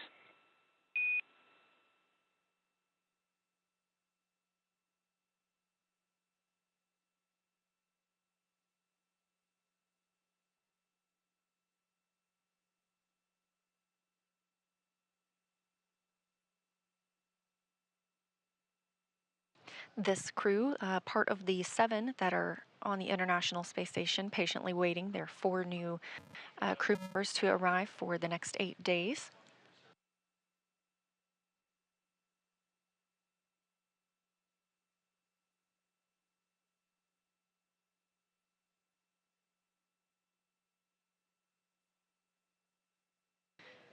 Not pictured in this frame, there are also 3 Roscosmos cosmonauts on board, including Sergei Prokopyev, Dmitry Petelin, and Andrei Fedyaev. So with the addition of these 4 crew members about to float on the space station, we will have an 11 total astronauts on station.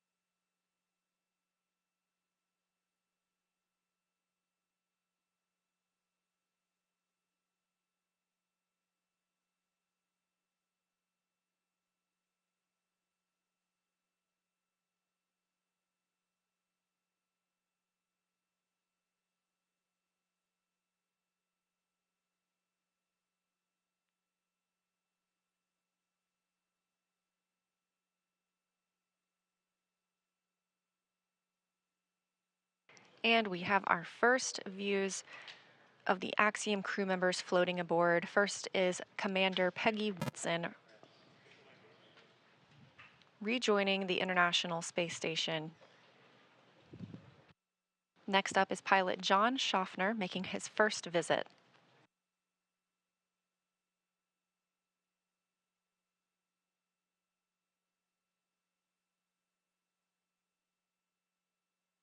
Also on his first trip to space, you can see Ali Al-Karni representing the Saudi Space Commission.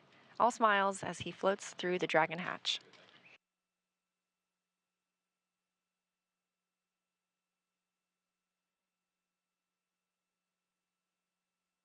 And rounding out the Axiom 2 crew, that's Rayana Barnawi, also of the Saudi Space Commission.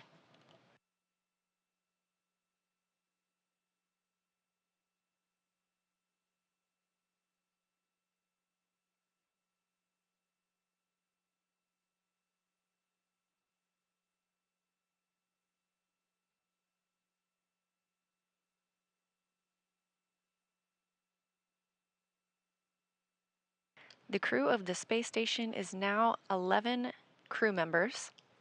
Big smiles from Rayana Barnawi. She is now the first female Saudi to go to space.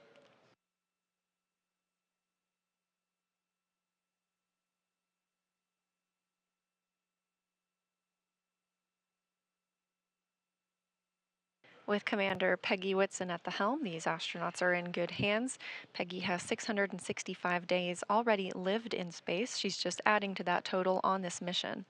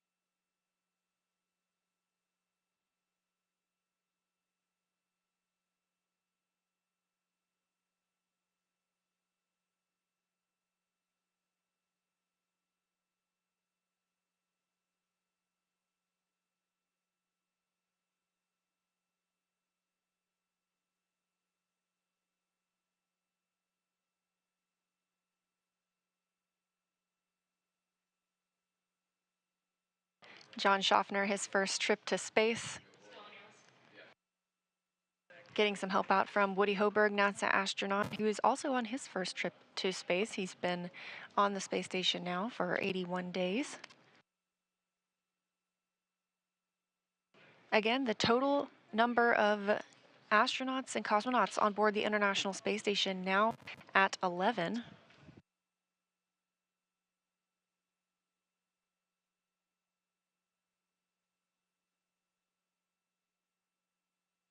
Three of the astronauts on the space station represent NASA, 3 represent Roscosmos, 2 represent the Kingdom of Saudi Arabia, 1 represents the United Arab Emirates.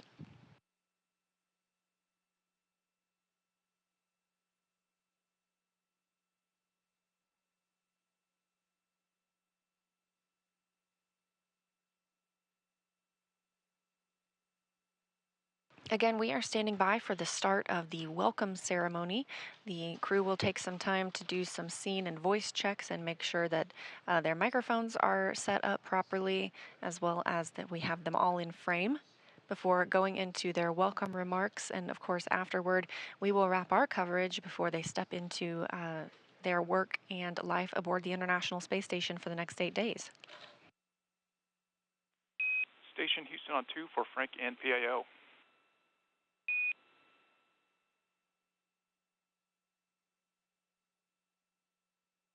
Well, with you on 2. Hey, Frank, just want to tag up with you on the PAO event. We're thinking about doing a scene and voice in about 7 minutes from now. Will that work for you? That'll be perfect. We will call you back in about, and we can even do 5 minutes if you guys want, but we'll call you back in 7 minutes. Copy that. We prefer closer to 7 minutes as we have a handover in about 5 minutes from now. Sounds great.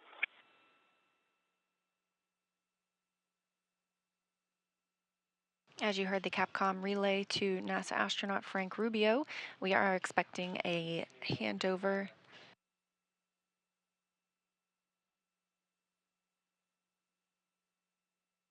We're expecting that short handover in just a few minutes. We want to make sure that we have great audio and video from our visiting astronauts. So we are holding for that short handover, and then we will start the welcome ceremony. Again, crew arrived this morning at 8:12 a.m. Central Time, the Dragon hatch opening at 10 a.m. Central Time, and then crew members floating aboard just moments ago. Ali Al-Karni looks like he already has the hang of things on his first flight to space.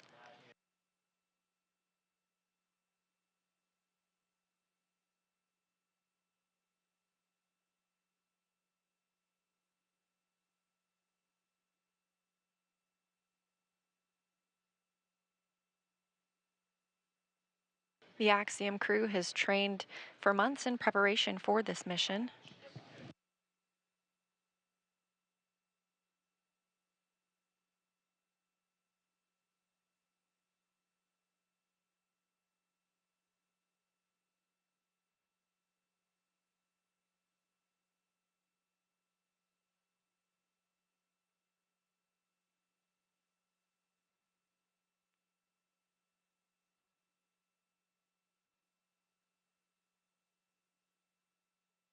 The Axiom crew has been training for months in preparation for this mission here at Johnson Space Center as well as at SpaceX, working with teams on the research that they will be conducting as well as learning space station systems.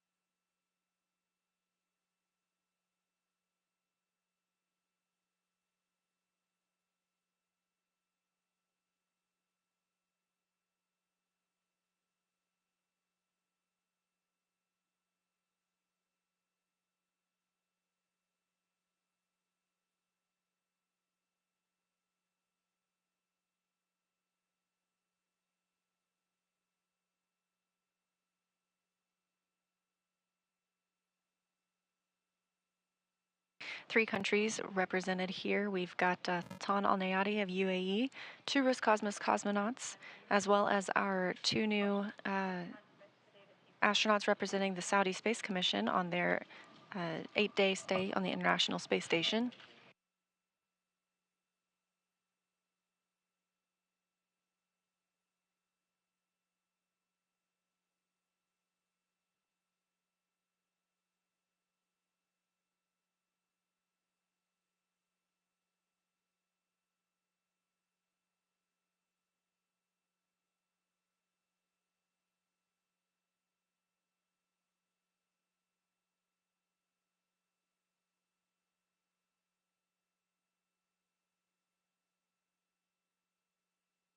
Just above Barnawi and Al-Karni's heads, you can see the two EMUs, extravehicular mobility units, used by USOS astronauts on spacewalks.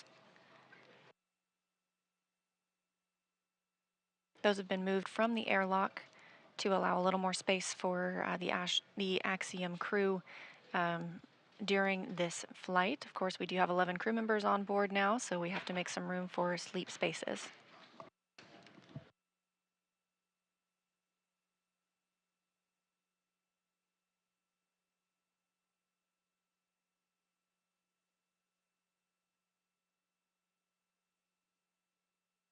And again, we are standing by anticipating a satellite handover here momentarily. Once we've regained communications, we'll go through some voice checks with the astronauts. And there it is, as expected. That handover from our satellites. We'll do those scene and voice checks when we come back to make sure that we have a picture-perfect view of the crew members before they give us some welcome remarks. This view from International Space Station Flight Control Room here in Houston, Texas. Teams continue to monitor the arrival of our 4 new visitors, as well as all of the systems aboard the International Space Station and the astronauts and cosmonauts that live there.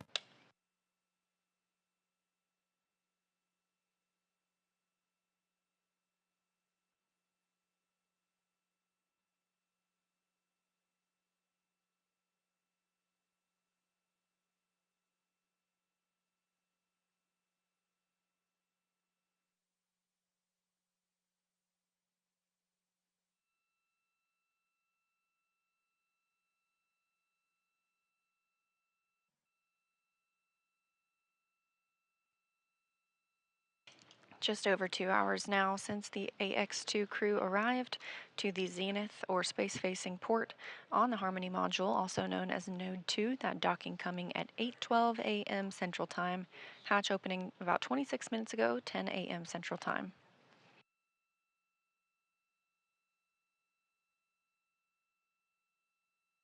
So we should regain that video and audio communication with the space station momentarily.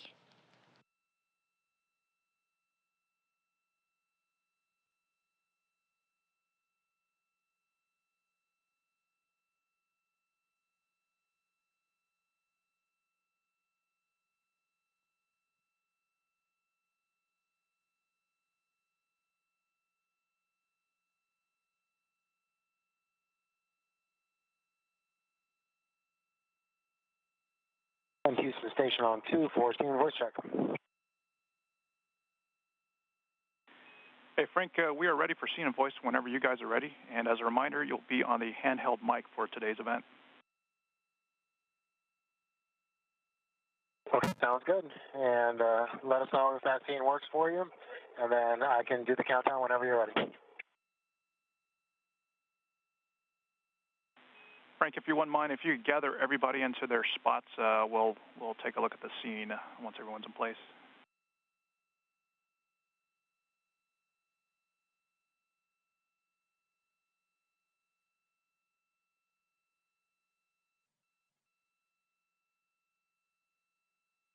Crew members begin to move into their locations for the welcome ceremony. Obviously, we have regained communications through the tracking data and relay satellite systems.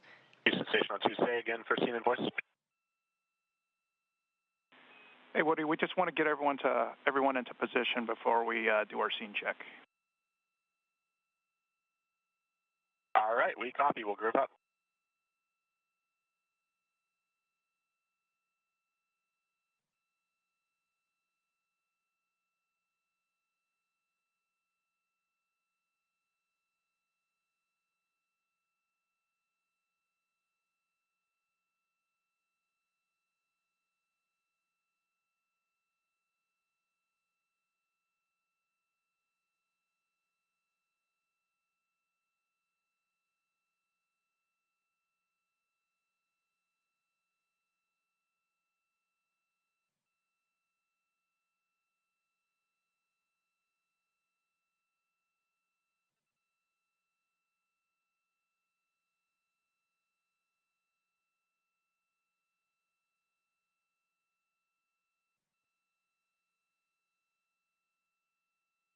Like I said earlier, looking at a pretty full house here aboard the International Space Station.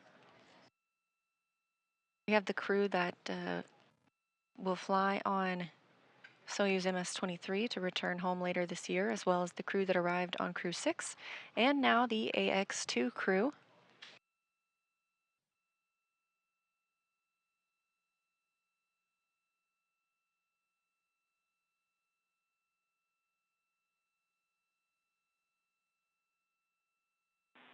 Frank, Houston on 2, good scene check. We didn't hear audio on the handheld mic. Can you check the switch position?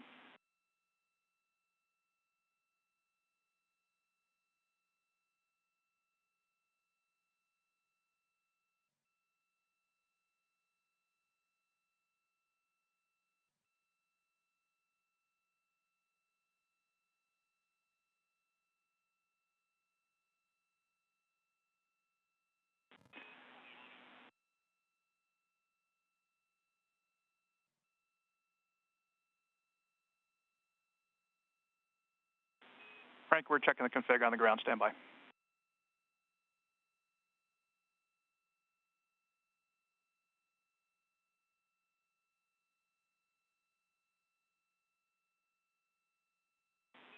Frank, if you wouldn't mind, give us another long count. We needed to sync things up.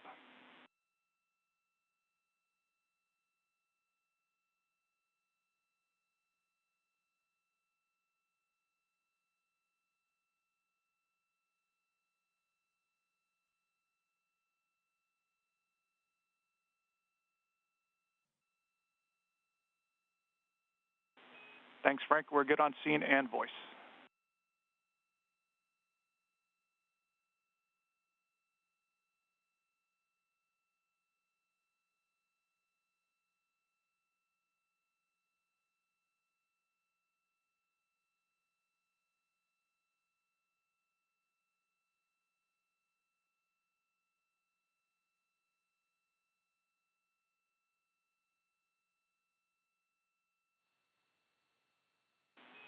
Station, this is Houston. Are you ready for the event? Houston, this is Station. We are ready for the event. Please begin the welcome ceremony.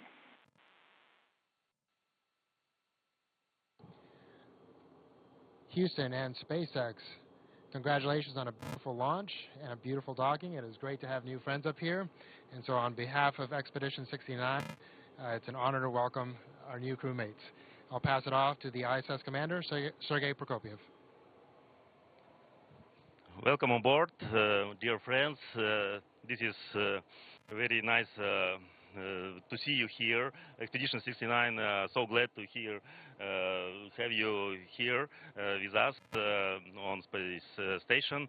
And we looked forward to your arrival here at least 1 month, and watched yesterday your amazing launch, and this is outstanding return in first stage of Falcon 9 on the launch pad. Is so grateful, and congratulations with successful launch and your docking. And as for me, this is a very great honor to work next with Peggy Whitson, so most experienced and decorated astronaut in the U.S. Astronaut Corps. And congratulations, new astronauts, Rihanna, John, Ali, and my congratulations, all of us. We have now 11 person on the space station, and my big congratulations of Saudi Space Commission, and I'm sure you will have a great achievement in the future in your space exploration. Thank you so much, and welcome aboard. Thank you so much, Sergey. I'll make sure, yeah, you left it on. Thank you so much. We really are excited to be here. It was a great launch, a great ride. We had a lot of fun on the way up. And we're really excited to get a lot of work done up here. But it's great for me to come back personally. It does feel like home. You might need some help, though, for a while. I could help you with some of these things. But it's a lot of fun to be here and to see this place again. It means so much to me, and I think it actually brings people together just by being here. So I wanted you to meet my crew. So I want each of them to talk a little bit about their objectives and why they're here, and maybe a little bit about the ride. It's on. Hi, I'm John Schaffner. You know, part of the AX2 crew. It's an honor to be here and make new friends in space. First time I've done that for sure. So I've been dreaming or working toward this since I was 8 in a young astronauts club. You know, watching Gemini pilots do their thing. So we had cardboard boxes pretending to be Gemini pilots. So you think having that much time to prepare, I'd have some better words than this. But you know, it's having a chance to be here and fly with this amazing new crew, Ali and Ray, and of course with Peggy Whitson, the awesome Peggy Whitson. And to join Expedition 69 is a fabulous thing for me, for anyone to be able to do. I'm honored. I'd like to thank NASA for creating the opportunity and opening the doors for private and commercial space exploration, and also the ingenuity of SpaceX and Axiom and to develop the next level of space platforms and space access for everyone. I want to say thanks to my lovely wife for those magic words one day. She looked on the news and said, "Look, you can finally go to space." She was right. Yeah. Thank you for that, Janine. Otherwise, we look forward to some great work for STEM education outreach and some amazing science that we have going on up here, and I hope you guys will follow us. Thank you very much. Thank you, John. This is Ali Al-Karni. If you just allow me to start speaking in Arabic first. بسم الله الرحمن الرحيم. الحمد لله وشكرا. هذه الكلمتين هي اللي تصف شعوري هذه اللحظة. الحمد لله بتيسيره وفضله وصلنا إلى محطة الفضاء الدولية. شكرا لحكامنا بقيادتهم وحكمتهم ونظرتهم في المستقبل وتطور البشرية. شكرا لاهتمامهم بمجال الفضاء. شكرا لأسرتي على الدعم اللامحدود اللي حظيت منهم. شكرا لزوجتي وأهلي جميعا.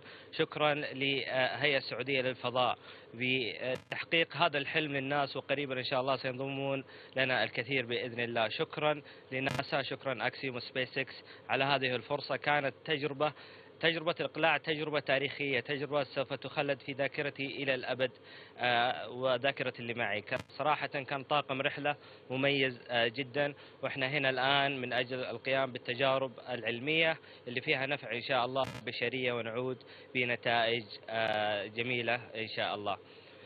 Thank you everybody for the great welcome. It is such an honor and a privilege to be here and meet all of you, as John said, making space friends. So I'm really excited to work alongside with you, all of you, and eager to just share your expertise with me and learn from you. Thank you to our King and his Crown Prince for their support and trust in us. Thank you to the Saudi people, because this mission is not just for me and Rihanna. This mission is all Saudi people with ambition and dreams, and also you can dream big, because in our country, with the support we have, you will be able to reach it. Thank you, everybody.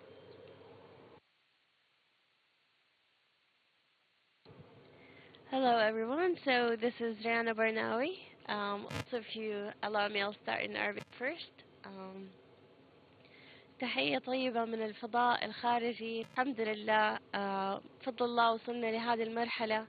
نحن الآن يعني نعيش حلم ما كنا نتخيل انه هو ممكن يصير حقيقة. الحمد لله، بدعم من الحكومة، بدعم من قيادتنا، بدعم من أسرنا، بدعم من الجميع. هذه الرحلة ما تمثلني أنا لوحدي ولا تمثل بس طموحي، بالعكس هي تمثل كل الوطن العربي، تمثل كل السعوديين.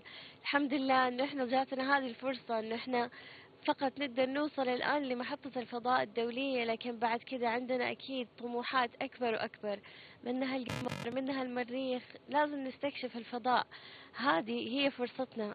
زي ما تشوفوا دحين جنسيات كثيرة متجمعة في مكان واحد، فالفضاء هو اللي يجمع كل هذه الجنسيات المختلفة بأفكارهم واستكشافاتهم، معلوماتهم. فالحمد لله ان احنا وصلنا هذه المرحلة مع هذا الفريق الجميل. وصلنا الحمد لله بعد تدريب تقريبا 10 شهور. فهذا التدريب قابلنا رواد فضاء سابقين، قابلنا بيجي ويتسون، قابلنا مدربين دربوا رواد آخرين في ناسا وفي جاكسا وفي إيسا. وفي نفس الوقت التدريب اللي جهزوه أكسيوم واللي جهزوه سبيس إكس، شعور انطلاق الصاروخ صراحة أنا دموعي ما قدرت توقف، لأني حسيت إنه أخذتكم كلكم معايا هنا. فالحمد لله على التمام والكمال. الحمد لله على وجود قائدنا ذو الرؤية الطموحة سمو سيدي الأمير محمد بن سلمان. الحمد لله على وجوده، والحمد لله على أنه قدرنا نحقق هذا الحلم، وهذه أول خطوة، ونستنى بعد كده بإذن الله أشخاص كثير يكونوا موجودين هنا من العالم العربي أجمع. So greetings from outer space. I'm here not only representing myself, but representing the hopes and dreams of everyone back home, everyone in the region. We are here gathering with different cultures and this international collaboration. This shows how space brings everyone together. It brings even different backgrounds. Some of us are doctors, some of us are researchers, engineers, and so on. I'm very happy to be here representing the dreams and hopes of everyone back home, and at the same time I'm very glad that I've received extensive training from trainers who have trained previous astronauts like NASA, JAXA, ESA, and SpaceX and Axiom. I'm very happy to be here, and thank you all for listening. Thank you for letting me share my feelings, and I'm going to live this experience to the max. Great. Well, we all are excited for all of the new astronauts here, and we have something special. Ray, would you hold this while I pin John? Oh, wow. Give him his official astronaut pin. John is the 598th astronaut. Wow. I don't think I'm ready for slapping yet. Ollie. I can get it up.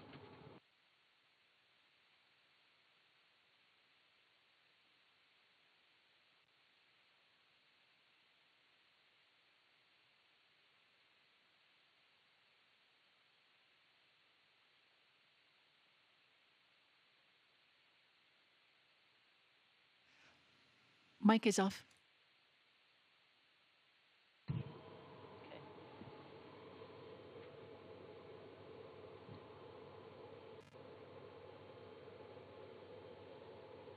So Ollie is the 599th astronaut. Thank you. And our little Ray is 600.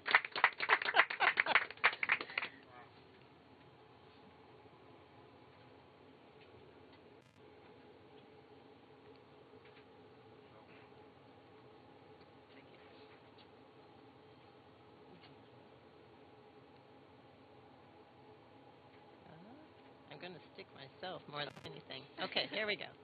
All right. So thanks to inviting all of us up here and welcoming 3 new astronauts.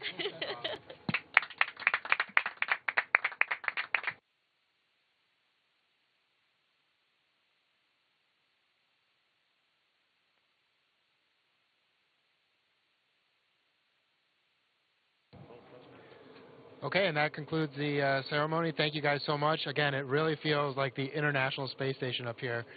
This is going to be an awesome week. We're all excited and super happy to have you guys up here.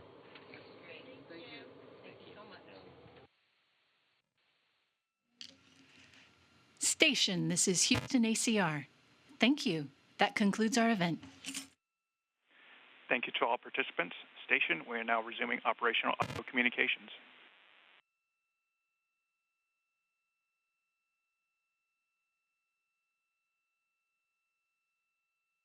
Copies.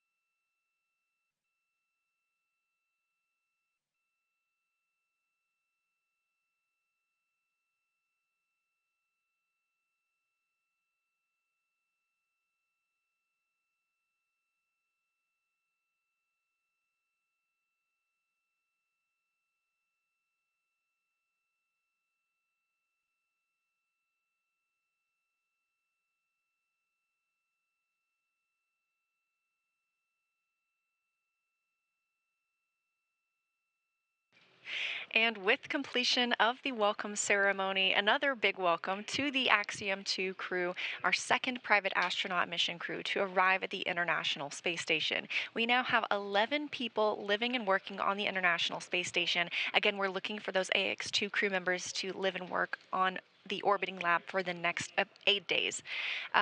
We saw docking this morning at 8:12 a.m. Central Time, 9:12 a.m. Eastern, and hatch opening from Dragon to the International Space Station at 10 Central, 11 Eastern. All of this following launch yesterday at 5:37 p.m. Eastern from Florida. It was a smooth ride uphill, approximately 16 hours ahead of that docking today. And again, now we are expecting these crew members to live and work on the space station for about 8 days before beginning their journey home to Earth. So for future updates on NASA missions, as well as what you can expect from the AX2 crew on their return coverage, you can keep an eye on nasa.gov. But with that, that'll wrap us up here in Mission Control Houston, and I'm going to send it back to my friends at SpaceX. Thank you so much, Leah. Excellent coverage from Johnson Space Center, really following along with all the integrated operations that ultimately led us to what a touching, welcoming ceremony. Now, with that, we are going to wrap up our live joint coverage of Peggy, John, Ali, and Rayana's arrival to the International Space Station. It's been an honor to support the AX2 mission thus far. We wish the Axiom crew a successful time on station, and we look forward to joining you when it's time to bring them back home. Absolutely. And Kate, I just want to say from launch to docking, it has been an absolute pleasure sharing this desk with you. So thank you, spasiba, and shukran. Over the course of our crew's time on station, we will be providing daily mission updates from Axiom Mission Control to highlight the range of science research and STEAM education events the crew will be conducting over the course of their 8 days on station. Be sure to visit axiomspace.com and follow the Axiom social media channels for real-time updates. And with that, on behalf of SpaceX, Axiom Space, and NASA, thank you all for tuning in to watch. See you soon.